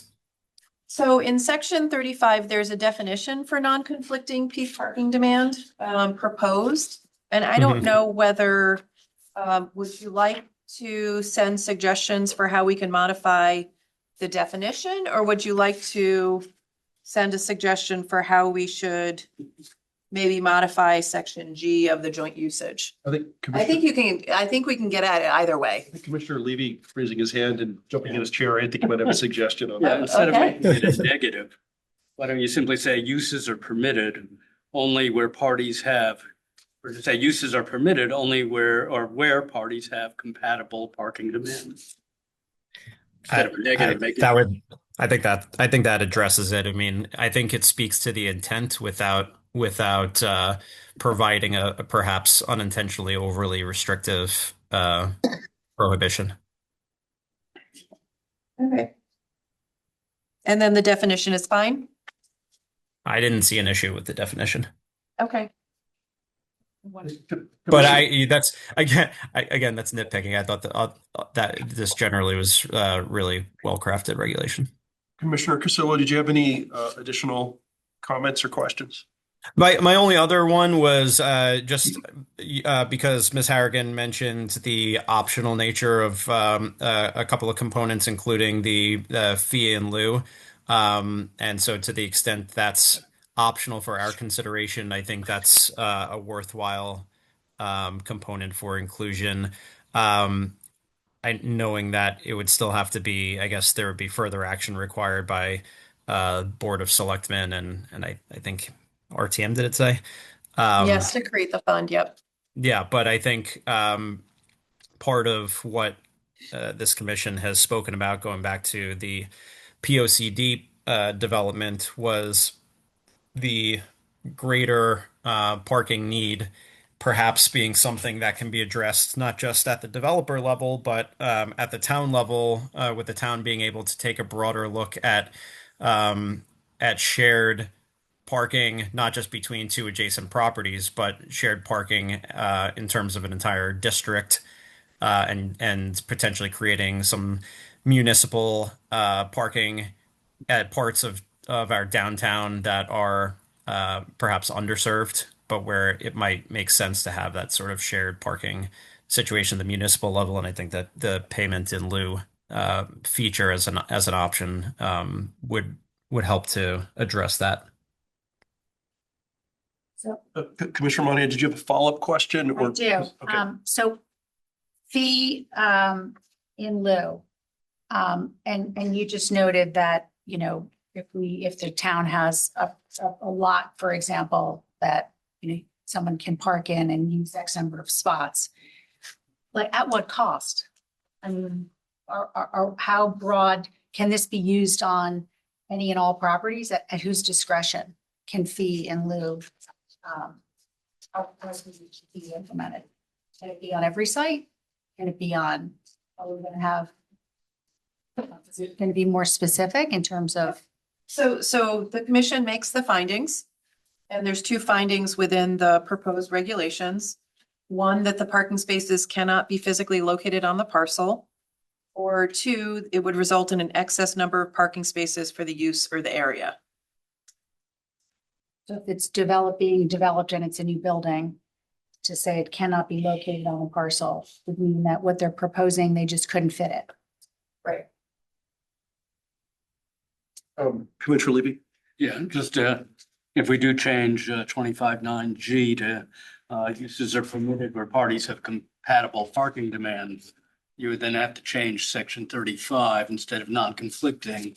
You would then define compatible parking demand, Okay. which would then be, I would delete the second line that says that occur at different times of the day or week. So it simply read that a condition in which two or more compatible parking demand would be a condition in which two or more land uses sharing a parking facility have peak periods of parking demand, such that, then delete the following, such that the combined demand does not exceed the available supply. Compatible parking demand may be demonstrated through.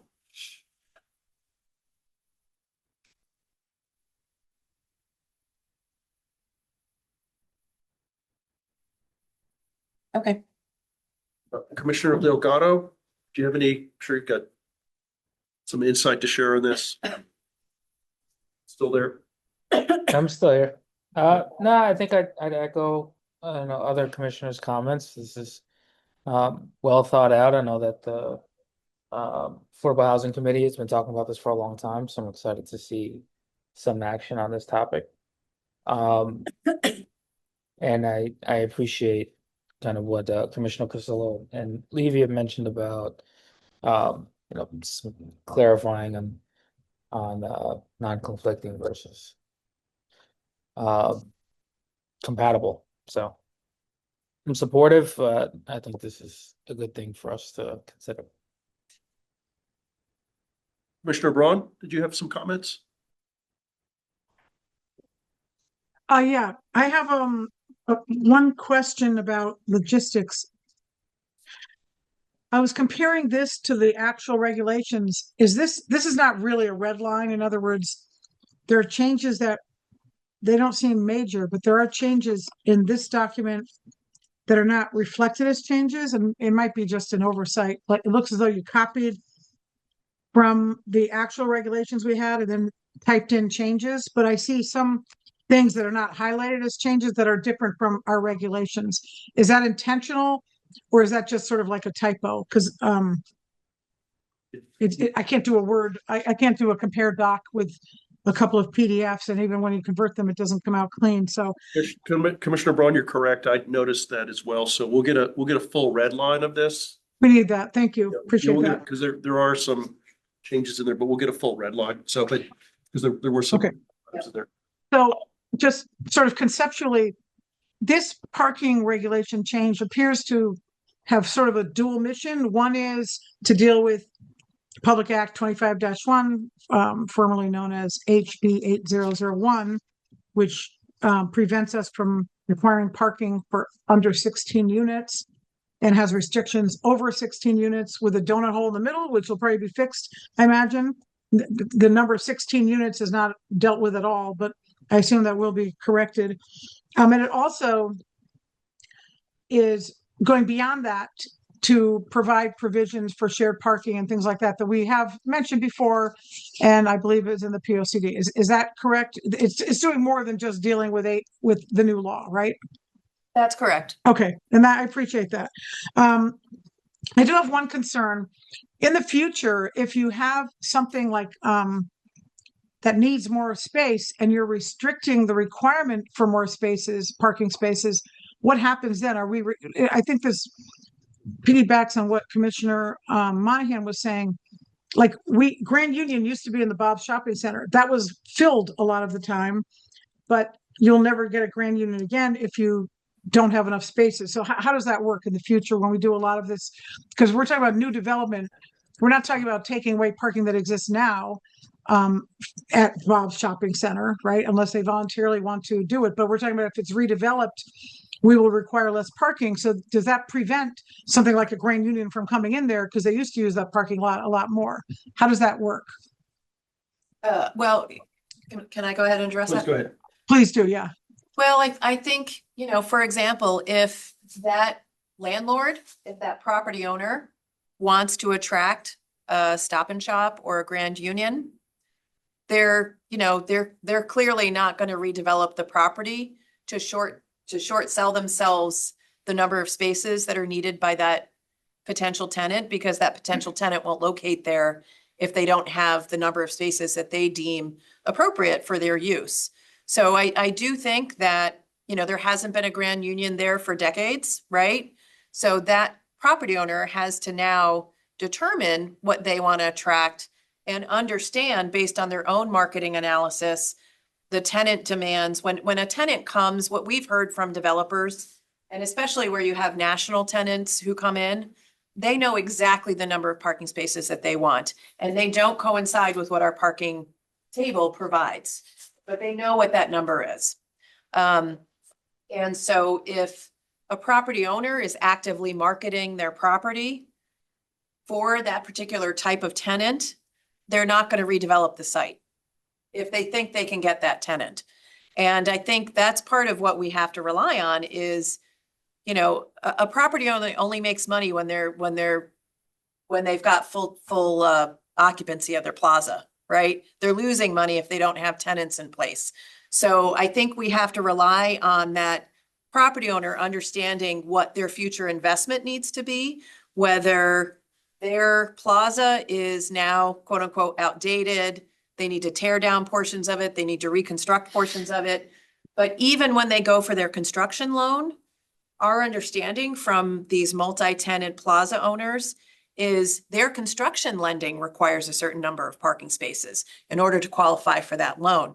And it doesn't correspond with what our parking table currently provides. So the parking needs assessment, I feel like, is the best way to address what that property owner wants within their tenant mix, because there are a lot of things riding on making that parking ratio consistent with what their tenant is going to demand of them. Thank you. Yeah, just. I have some follow-ups, but I can come back later.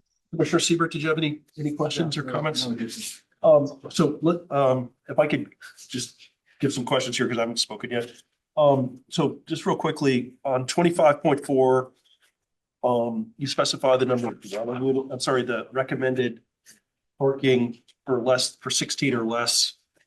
Is there a legal risk that we're making a suggestion that contradicts the state law? I'm just asking that question. I don't, okay. There's no concern there. And then additionally, joint use, currently we call this joint usage. And we've been doing that for how long?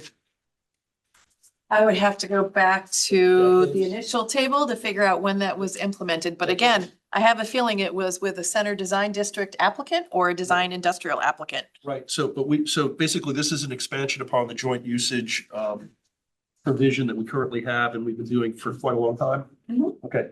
And then we're talking about walking distances. I don't know how many people are familiar with West Hartford, but it would be helpful just to have a map of West Hartford and show how those walking distances compared. Because the 750 or 500 to 1,000, I'd like to see how that compares to West Hartford because I think their downtown is a good model to emulate. Can I ask any of the commissioners, going once, going twice, any other downtown areas you want me to compare it to? Westport, I think Westport. Westport, okay. Like Westport Main Street would be good because I park at Starbucks and then walk all the way down to. Well, we're pulling maps. Yeah. Tell me which other ones you want. Anything with like different topography where you have like lots that are down multiple flights of stairs that you would want someone to use. Do you have anything in mind? Okay. Westport, Well, if you Westport has that. Where's it? Well, you have to go from that upper behind Williams-Sonoma, right? Yeah, you go down the stairs past the Korean to the Williams-Sonoma. If you think of one, just please let me know. In the project needs assessment, is that we've got is the scope properly defined in here so we can give this to a developer to properly respond to us, or is it going to be some type of ambiguity? I'm just asking the question as a potential clarification. You have to answer it now. And then, Most of this comes from the statute, so I might have clarified slightly on top of what the statute provided, Cool. but it's generally from the statute. and then you addressed, one of my other questions was on non-conflicting peak parking demand, which is understood by the industry clearly, and I think you clarified it for the commissioners, but that just to make a point, that is understood by traffic consultants as a concept. And I don't think there's going to be any ambiguity on that. On 25.4 under section S, there's it says other uses, comma, multi-tenant plazas or multi-use properties. This is where, as we interpret these things, we start looking at where the commas are placed. And I just want to make sure the intention is it's other uses or multi-tenant plazas or multi-use properties. So for example, a single tenant property downtown, and I'm thinking of the one, there's a vacant store. I didn't think it popped up as a zoning variance yet, but would a single tenant, is it I think it would be helpful to clarify that this would apply for single tenant properties as well. I think you could interpret it that way, but I'll ask my counsel here to make sure we can discuss whether that's clear. So like a single tenant property, like the community theater, well, that's That's multi-tenant. but like a single tenant, So the former Mrs. Green's, for example. yes. That's actually a dual tenant because the upper level is residential and the lower level is now taken over Right. by the bakery. But originally it was the bakery was going to take about 3/4 of the downstairs. They would have an additional tenant space and then they would have the 4 residential units up above, which this commission had already granted those 4 residential units. We don't really have for a production bakery space. We don't have something that cleanly provides the parking requirement for that. So I think Attorney Levy, Other uses not specified above. not specified above. Yeah, Okay, exactly. Because I want to make sure that this applies to everything, right? okay. Um, Is it a comma or an or? Other uses not specified above, Comma? comma, yeah. Okay, And it Yeah. could be, well, or, yeah. and I think it's interchangeable there. I get commas in the right place. We just want to make sure the Yeah, commission it's- has the agreed intent. Yeah, it's after the uses, you have a comma. Thanks for indulging me on that one. And then the payment in lieu amount. I've seen people getting in trouble on this before. So I think we as a commission need to agree upon the payment in lieu amount at some point in our proceedings, and that's going to be reasonable. I think it should be unreasonable. I think it should be high. We I will think we lose, shouldn't- we will lose in court. I think we should not encourage payment in lieu. We will For lose in new court construction on if it's, property. if Why, it's, why do you think Well, that? if someone wants to redevelop a property and they don't have the parking and, they'll say, I'll just pay the fee. And how many times can you do that in a particular area? Can you do it once? Can you do it twice? Can you do every property now is going to pay payment in lieu? Up until what point? When is But it? it's subject to approval, right? It's not just It's like, it's not subject- just like a menu where you can well, just, what, the way payment in That's what I lieu. don't understand Yeah, that. we need some qualified. clarification on payment in lieu, because payment in lieu would be a fixed amount. For example, a garage parking space probably costs $60,000 now to build. So you pay $60,000 a space. It depends on. If Depends it's on what? rise or where it is and how A multi- how tall the ceilings are. Parking garage costs $60,000 a Steel space. is what drives it. It's really expensive. It's $60,000 a space Yeah. roughly. It's So, really but we just need to have a mechanism to find that amount, because I otherwise think we'll that- be, Yeah, I think the 85 came from the statute, but I'll double check. oh, it's 85,000 in there? No, 85% of the construction cost of a parking space. Yeah, but we just, So I don't think it specifically says you should charge this. I think it just provides that because they're going to require that the applicant let you know what the cost of the space is, given whatever I just, parking scenario they're supplying.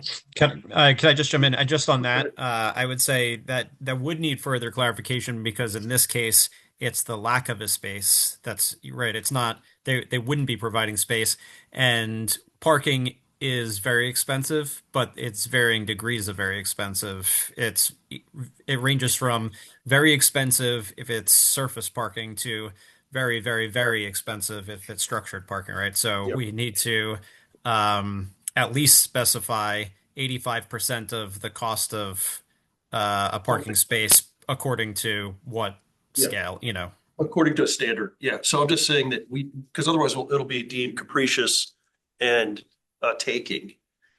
If we say there's a mechanism for it, but that if we say it's $1 million a space. No, I'm just saying. No, but I'm just making an example. If we say it's $1 million a space, then we will get sued as a taking and depriving people of use of the property. So I'm just saying we need to think about the mechanism. But also to Director Harrigan's point, the free market does have a very efficient and effective determining factor for these spaces. Like even the 16, like every small condo development that's come in here has garage spaces because they know, as Director Harrigan pointed out, they know nobody in Fairfield, Connecticut is going to buy, you know, an upwards of $1 million condo and not have a garage to put their car in the winter. And, you know, a supermarket is not going to go into a space that has, you know, 4 spaces. And, you know, any coffee shop's going to say, where my customer is going to park. And they're not going to say, oh, great, I can do this payment in lieu because it doesn't serve the needs of the business at, you know, when you get down to the dollars and cents of how these people make money. So they're going to come in with a preset idea. That was my last question for clarification, just to have some type of, we need to have a mechanism for determining that amount. But it could be. Two people who on the, Yeah, that's a great. I don't know who they are, Jeff and Tom. Oh, go ahead. Handicap parking, how is handicap parking? How does that fit into all of this? That's defined by the building code. So it's 1 spot per unit, but there's not a certain number set aside per building. It's all defined by the building code, so we don't regulate that within the zoning regulations. It's a good question because I'm not sure how you'd address it, but you know, you'd probably have to have a certain number of handicap spots on the street. I think if you supply any parking, Yeah. you have to supply a certain, this is anecdotal. I don't know. I was just wondering whether whether it was 1 spot per unit, if the person's handicapped. What does that But mean? if you only supply 1 space, for example, or maybe you supply 3 spaces, at least one of those is going to have to be It handicapped can't be accessible. 1,000 feet away though. Right. So that's where I think, you know, so if, for example, we had an applicant who decided they were going to do a joint usage, only those spaces that are proximate to the location would be able to be the handicap parking spaces. But I would probably defer, I mean, I would have to defer to our building officials in town just because that's not something that we mandate or require. It's been addressed before though. I'm sure. This has been an excellent conversation. Any other commissioner comments? I haven't finished my questions. Oh, sure. Go ahead, Kathy. I'm Commissioner Brown. I think when we talk about this, we have to differentiate between what is required under HB 8002/Public Act 25-1, which relates to the 16 unit, under 16 and under and 17 and over, versus what we're doing for commercial. Because I think a lot of their restrictions on parking only relate to residential, right? So when we have in the chart we have here under 25.4, the up to 16, that's straight out of the law. Okay, we're not allowed to require any. We can make a recommendation, and the maximum we could ever recommend even is 1 space per single bedroom or studio, and 2 spaces for anything over that for residential. And for 17 or more, it still is limited to 1 space per single bedroom and 2 spaces for anything more. So, and then the parking needs study is, I believe, applicable only to the 17 or more. And Ms. Harrigan, correct me if I'm wrong. I believe 17 and more. And we have to take the lesser of that 1 per single or 2 per more, or whatever the parking needs study that the developer puts together recommends, if it's less than that. And however, I believe there's an exception, which I think we have to list here to give us some flexibility. If it affects, and this goes to 25.13.1, which talks about the parking needs study. If there's evidence that it could cause, we say, an adverse impact on surrounding properties, I think that has to be expanded, or an adverse impact on public health, safety, or other matters. That hasn't really been defined in the new law, but I assume it would be something kind of like an 830G thing. So if there's something significant that causes an issue, it could be environmental, it could be something else we could consider, but certainly public health and safety should be in here as an sort of an out. And I believe that is an exception. I think we should consider that, adding that language, and maybe study the law a little closer, because I think if it does give us that flexibility to have that out, if we need to have more parking to protect health and safety, we should be allowed to do that. And I think that might be an exception. Commissioner Braun, I'm not really understanding what suggestion to the changes you're proposing. Well, I'm saying we have to look at the law and see what we're allowed to do. I believe we can go more than 0 under the up to 16 units, and possibly more than the 1 per 1 bedroom and 2 per more than 1 bedroom for more than 16 units, if it's an issue of public health and safety. I think we have to look at the statute just to make sure we preserve for ourselves that flexibility. I believe it is allowed. And again, that's why I feel like our town attorney should be advising us on this. But so that's one comment I have. And I'll go back and look at the statute again. I've read it a number of times, but it's very, very complex. And then on the parking needs assessment, again, the parking needs assessment is something that's referenced in the new statute, but we're also using it for commercial activity in our proposed regulation, right? Is there any need to have anything different if it's to deal with the housing law versus commercial development? And I do have one proposed change. Parking needs assessment number 1. I don't think we need to specifically mention the ITE or the ULI. Sometimes I feel like we should be able to look beyond those. And I've brought this up in other hearings, that those are statistical compilations and they don't necessarily relate to a parcel of land that we're developing. By referencing it here, it almost makes us have to rely on that. We might have other evidence that's unique to a specific site or a specific project on a site that might go beyond whatever the ITE says. And I don't want to sort of tie our hands to have to accept evidence if we feel it does not exactly support what that site, what the unique characteristics of that site are.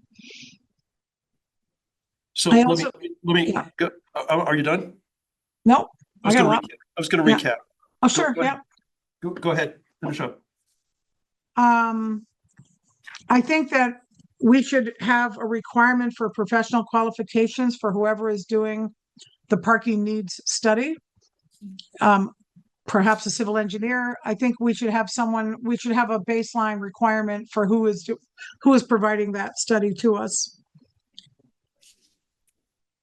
And if there's a way of adding environmental harm to item number 6, any relevant traffic, parking, or safety study, or something that could harm the environment, I think that should be in there also. Number 6 under the parking needs assessment. And as far as the fee in lieu, my understanding is, yeah, I agree with Commissioner Monahan. I think we should look at the statute and see if there's any limitation on it.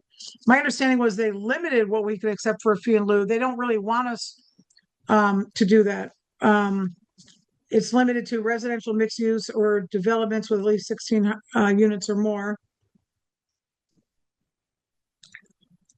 And I am concerned also about the center design district, because in our POCD, we are looking to expand that from where it ends now, just beyond Starbucks, all the way down to Mill River and Sassville Hill Road. So I do have a concern that if we allow too little parking at the same time as we expand a highly dense mixed use, residential area, that could create a big problem. And I do think we need to do a holistic parking overflow study before we even consider that.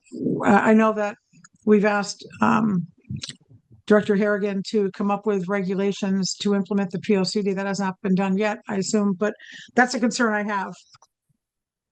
Okay, so let me just recap here. So you're concerned about limiting our ability to regulate anything less than 16, the use of ITE, ULI or other accepted sources, as stated in here. You're concerned about the project needs assessment might be different for commercial, and then you're concerned about changing the center design district. And well, I think we need to be clear that these regulations do two things. They do things that we might want to do, but they also do things to deal with the new housing law. The new housing law covers, like, on the chart, K and L, okay? It does not cover S, okay? Correct. Yeah. So that's commercial. So we might have that's absolutely the way this has been presented. right. Exactly. No, totally. I'm not objecting to that. Yeah, I'm just saying we have more flexibility on the commercial end of it to do what we want to do, right? We don't have much flexibility under K and L because that basically just recites what the statute calls for. Okay. But the commercial one, we might have more flexibility. And that gets back to my Grand Union thing. We might not want to allow too little spaces to enable more commercial development in the future. And it's going to come up again when commercial to residential becomes as of right, conversions becomes as of right on July 1st. You will probably find some flipping, and then, that's going to be a problem. So if we want to go back to commercial. Do we have any other commissioner comments? I think she added that she wanted some prerequisite for who's doing the parking needs assessment. It would be a civil engineer. Yeah. I think I mentioned that. Yeah. I guess I would have to ask. Oh, yeah, I have another one. I'm sorry. It's not part of the statute. Hang on. Oh, Kathy, Commissioner Braun here. So I think the question was the qualifications for those who prepared the parking needs assessment. I suggested that it was prepared by a qualified. That's not what's included in statute. Okay. So I would just have to make sure that we don't, so my concern is if we take what's in current statute and we make it more onerous than what the statute defines, we may not be consistent with state law. So that's where it's a fairly delicate balance between doing what the state law tells us to do and making it too difficult to enact the state law within our local regulations. I could argue that's just making the. Hang on, let's just. So I hear both sides of it, but I just want to make sure we don't end up getting our commission in trouble. Commissioner, did you have a comment? I think it's just qualifying the person bringing the information to us to make sure that it's a reputable party. And if it's not mentioned in the statute and we define it, are we? I would hope not, but I would like to be sure. Judge will let us know. Yeah, exactly. Any other commissioner comments? I'm ready to open this up for public. I'm not finished. Commissioner Braun, I think you've spoken a couple of times, and I'm just asking, I'd like to get, do we have anybody from the public? I have another comment to make. Hang on, let's see how many people from the public. We have two people online. Two people? They have not raised their hand, but there are the two people in the audience. Yeah, and then we got some of the audience here too. So Commissioner Braun, if you could keep your comments, if you could comment succinctly stated, and I think I'd like to move to public comment. Yes, and one thing I wanted to ask is that we keep this hearing open because this is the first time we've had any discussion about this amongst ourselves. And there's a number of questions and concerns that have been raised, and probably there'll be some revisions. And I think the public hearing should be kept open. My comment is the parking needs assessment. This is partway down on 25.13.1. After number 6, it says the parking needs assessment meeting these criteria shall be approved by the zoning enforcement officer or commission. I think it should be the commission, not a choice. And we don't have to approve it. I mean, it has to be a valid parking needs assessment. So we will review it and then we can determine if it's satisfactory. We need to reword it. Okay. We don't have to approve it if it's not satisfactory. If I may, so Pardon me? the statute determines within state statute now, it states this can be applied to things that get reviewed at the staff level, at the administrative level, or by the commission. So we cannot revise the language as you're asking, because a parking needs assessment can be supplied for an as of right project. So right now, and I'll just give you an example, right now in Fairfield, we have a residence C zone that allows up to a 4-plex development. Those are not reviewed and approved by the commission. Those are administratively approved by our zoning enforcement staff if it meets the setbacks, the building height, Okay. the lot coverage. And so somebody can submit a parking needs assessment that gets reviewed at the zoning enforcement level. If you read the rest of the section, what it says is the rest of the sections of the regulations will dictate the review body. That's what that section means. So this should clarify that. That's all. It's clear the way it's written. Okay. Can we move to comments from the members of the public? Anybody have Can we agree that, can we get a consensus that we will keep the public aspect open after the end of tonight? When do we need to decide that? I mean, Public comment or? so I guess, John, did anybody want a public comment on this? If there's any, do you want to make the announcement if anyone would like to speak? So let's just answer the question. If we go to public comment, can we? It's entirely the commission's discretion. Okay, so let's go to We did public. receive, I will point out that we did receive comments, email correspondence regarding the proposed parking regulations. They were overwhelmingly, I think, fairly favorable in support of the proposal. So, I think it's really up to the commission. So why don't we see if there's any public comment, and then we can decide whether we want to keep this open, whether there's more information. The commission feels there's more information to review. So let's see if anybody from the public would like to comment. I've put it in the chat. If there's anyone who'd like to comment, to please sign in or raise your hand. I have not. There's nobody here. We have one member of the public here. Any comments? Not really. Excuse me? Oh. Okay. All right. So go ahead. I just have a question. Commissioner Braun, why do you want to leave this open, an open-ended forum for public comment? Well, wait a second. Wait, time out. I think we're not really supposed to have those kind of direct conversations between commissioners. I think Commissioner Braun has the right to make the motion to Right,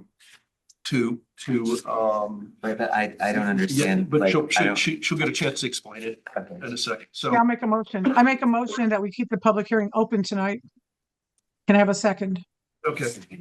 Okay, so we've got a motion and a second. Any Discussion. discussion? Okay, we have not ever discussed this 5-page parking regulation until tonight. We haven't seen it. And there's a lot of data that backs it up. Some of it appears outdated to me. There are a lot of questions and comments and perhaps edits that will need to be done. The public needs to be notified of the final version that we plan to adopt. And if we're going to make changes to it, we might have to renotice it. But we certainly should give the public more of an opportunity to speak based on what we end up doing after tonight. So there's questions about the sort of foundational underpinnings behind this. There's legal questions about what we can do, what we could do, what we can't do based on the law. We have not had advice from our town council about the interpretation of the law. And everyone has had a few questions or perhaps edits that need to go into this. So I think the public should at least have a transparent process where they know what the final version is that we're thinking of. And this came up pretty quick, okay? No one, usually when we do regulations, it could go on for a couple of months and the public sees us talking about it before we hold the public hearing. So tonight, I think is almost premature to have the public hearing. This was a night for us to have our own discussion, collect data, figure out what edits we need to do. We have a document that's not properly redlined. There's things in here that are changes from our actual regulations that are not noted as being changes. So I couldn't do a compare doc because it's PDF, but I think there's enough out there that we should, in fairness to the public and transparency, keep the hearing open at least until the next time. Commissioner Monahan? I would like to understand the ramifications of the 8% of our town that we're allowed to kind of have outside of the, the parking ban, we'll call it.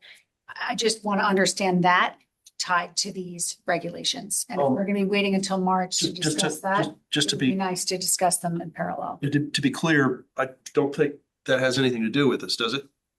No, I mean, Well, there's going to be a certain, I do think that, the Affordable Housing Committee, they've been looking at these big vacant parking lots for a very long time. That's a problem for our town, that we have these underutilized parking lots, that we haven't right-sized our regulations to really meet the realistic need for parking within our town. And we have so much vacant open parking lots. So irregardless of Public Act 25-1, these are regulations that our POCD outlines we should address.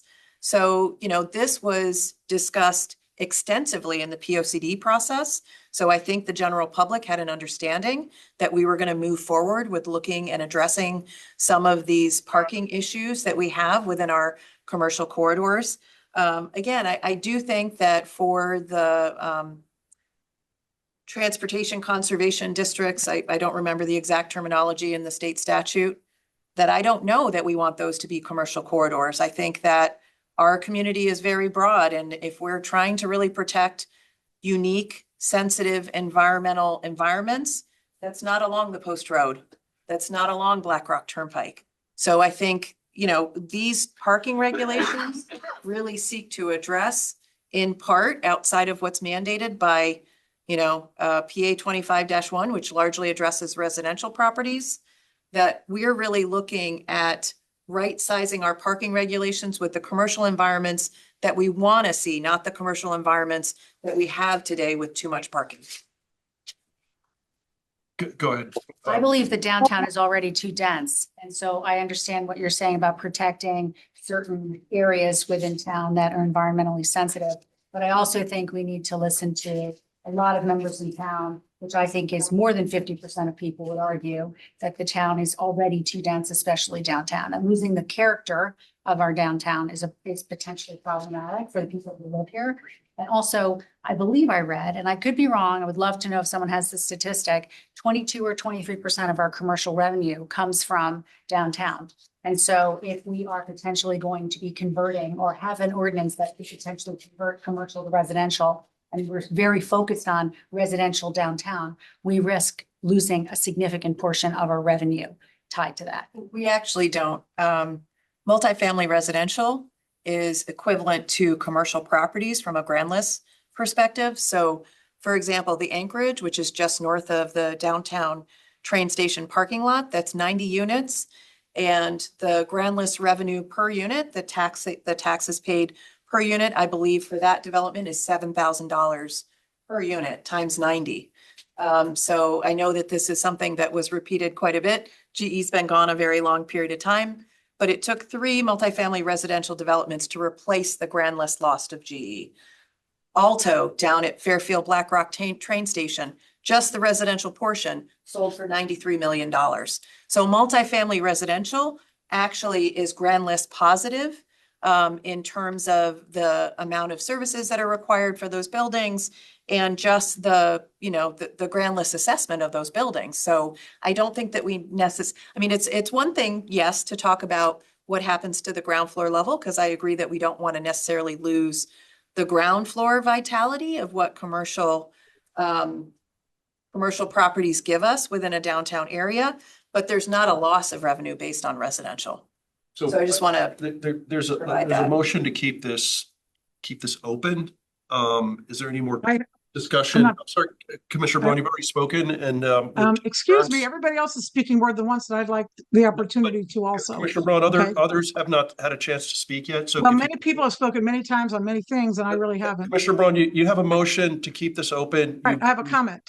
No, you already made your comments, Commissioner. I'm not allowed to make Monahan. another comment on my You're own not- motion? You're not recognized, so please maintain order, okay? So please maintain order. Commissioner Monahan spoke. I think you were finished, Commissioner Monahan. Did you have anything else to add? Okay.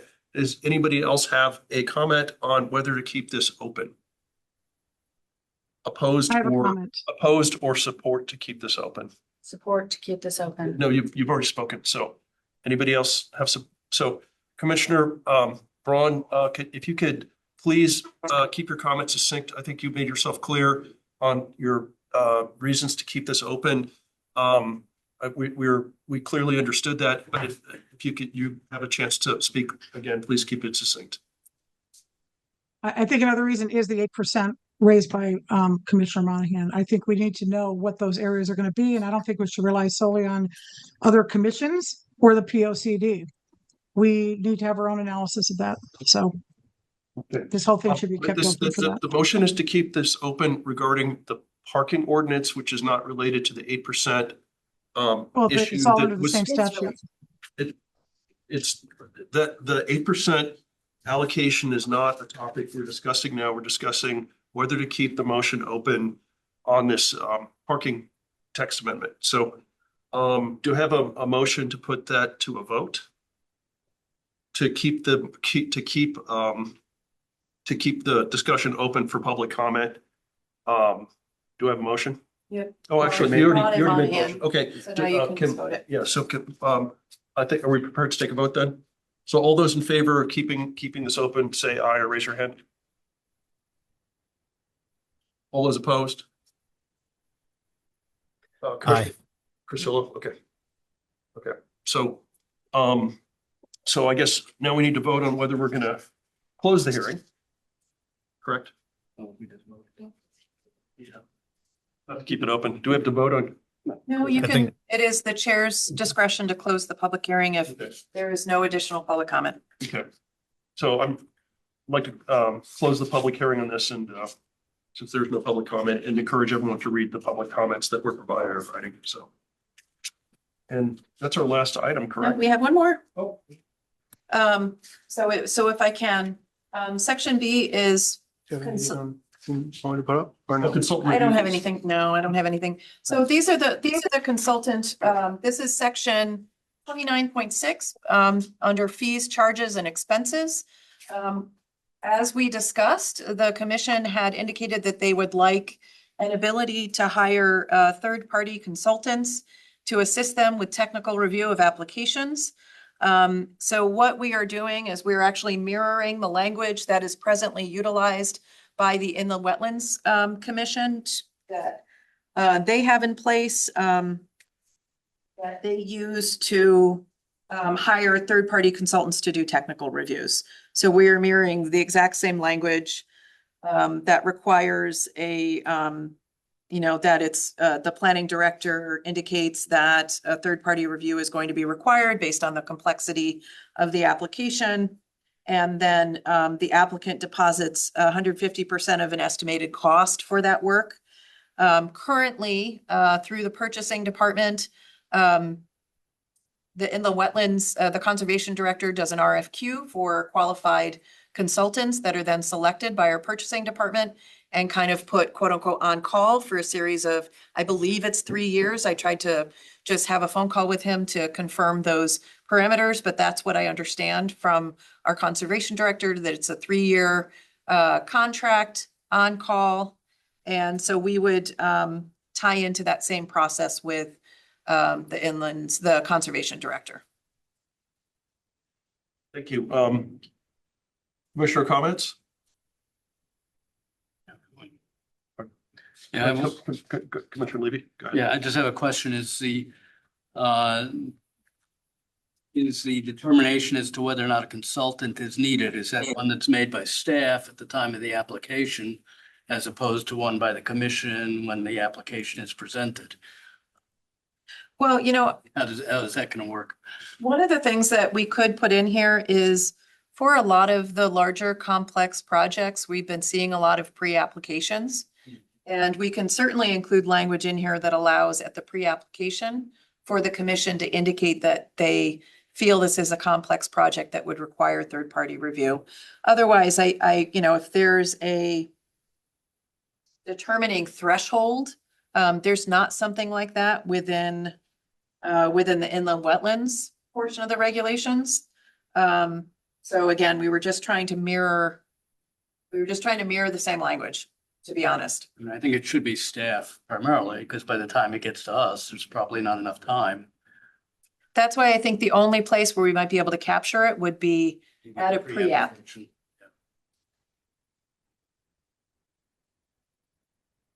Any other comments or questions? Commissioner Braun, I saw you raise your hand. Yeah, I think the commission should be involved in approving who will do the peer review. I mean, we have consultants and we have consultants.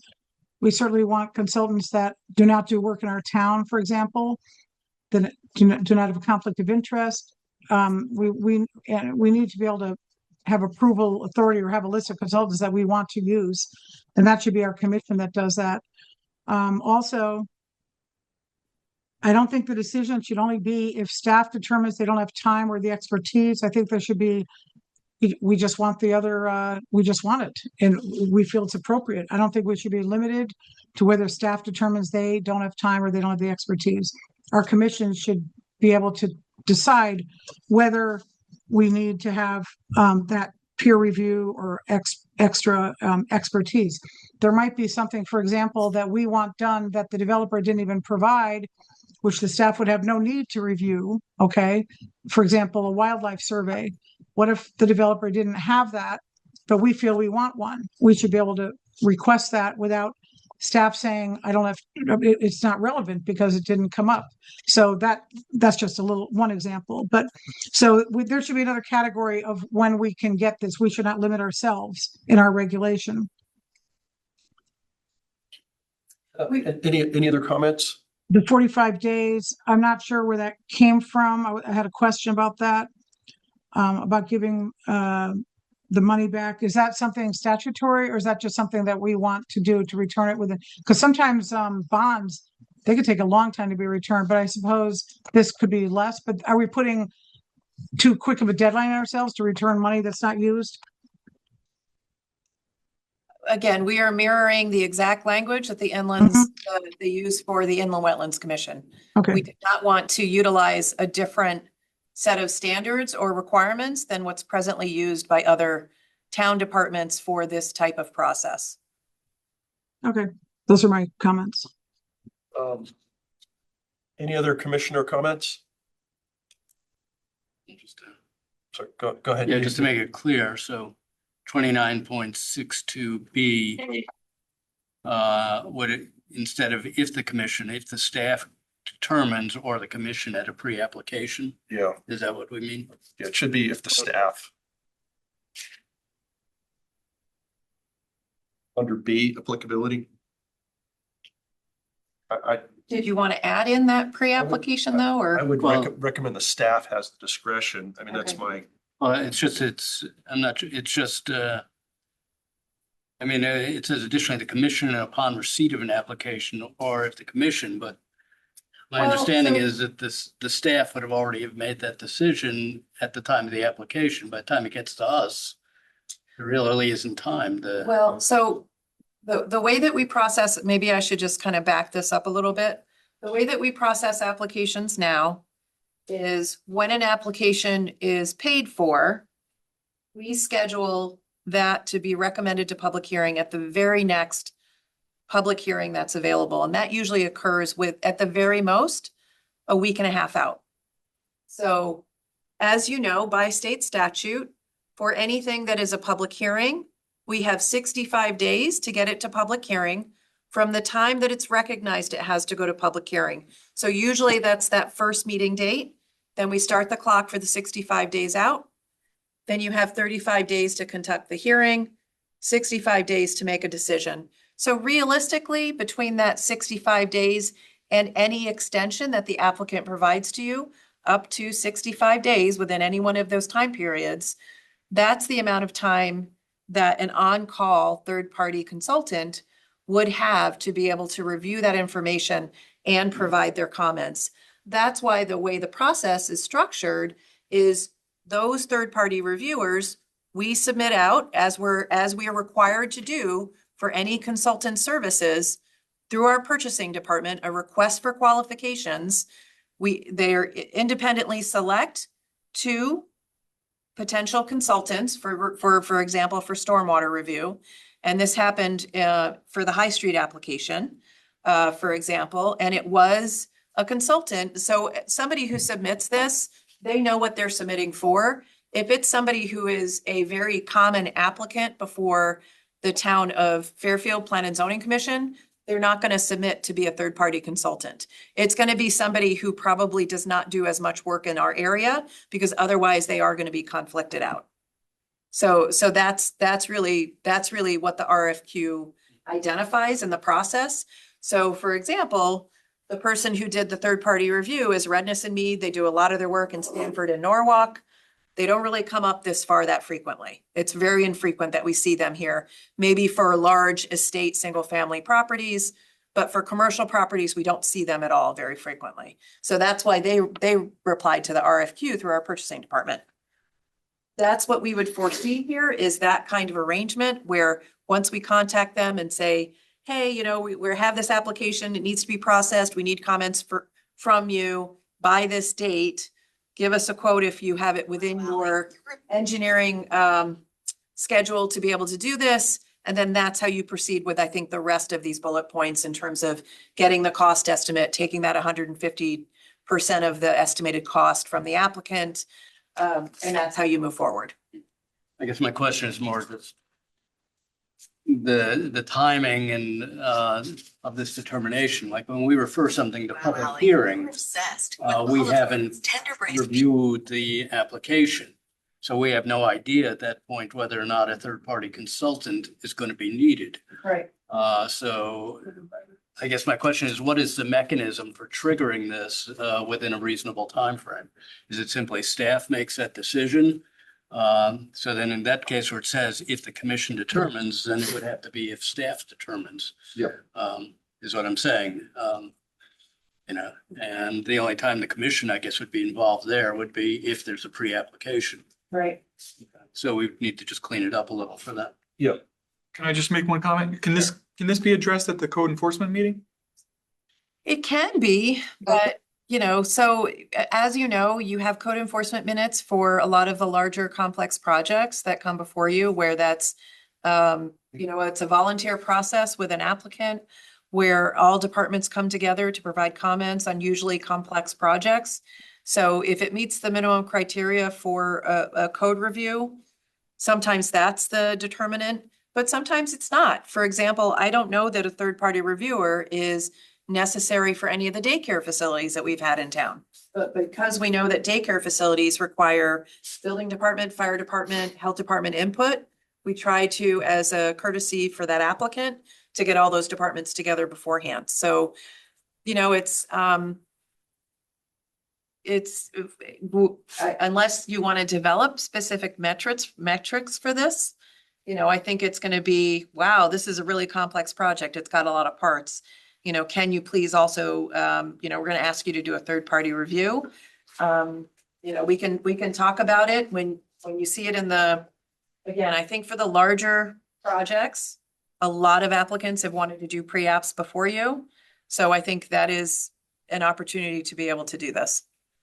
Are there any other comments from commissioners? I'd just like to make a couple of comments. I'm very familiar with this process. I follow this process on my projects, and it works very well because it augments staff with not only resources but expertise. I think the selection, there was a question on who selects the who selects the professional. I think that needs to be a staff and procurement decision. Our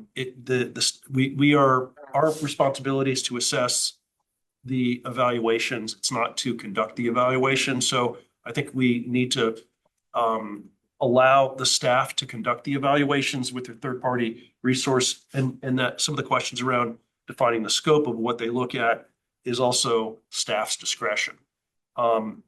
During the review periods, we'll have an opportunity to ask additional questions, but it is not our responsibility as a commission to either manage the details of this or conduct the detailed evaluation. So I think the notion, and the staff will figure out when and how large of a project to evaluate using this, but it's a great resource.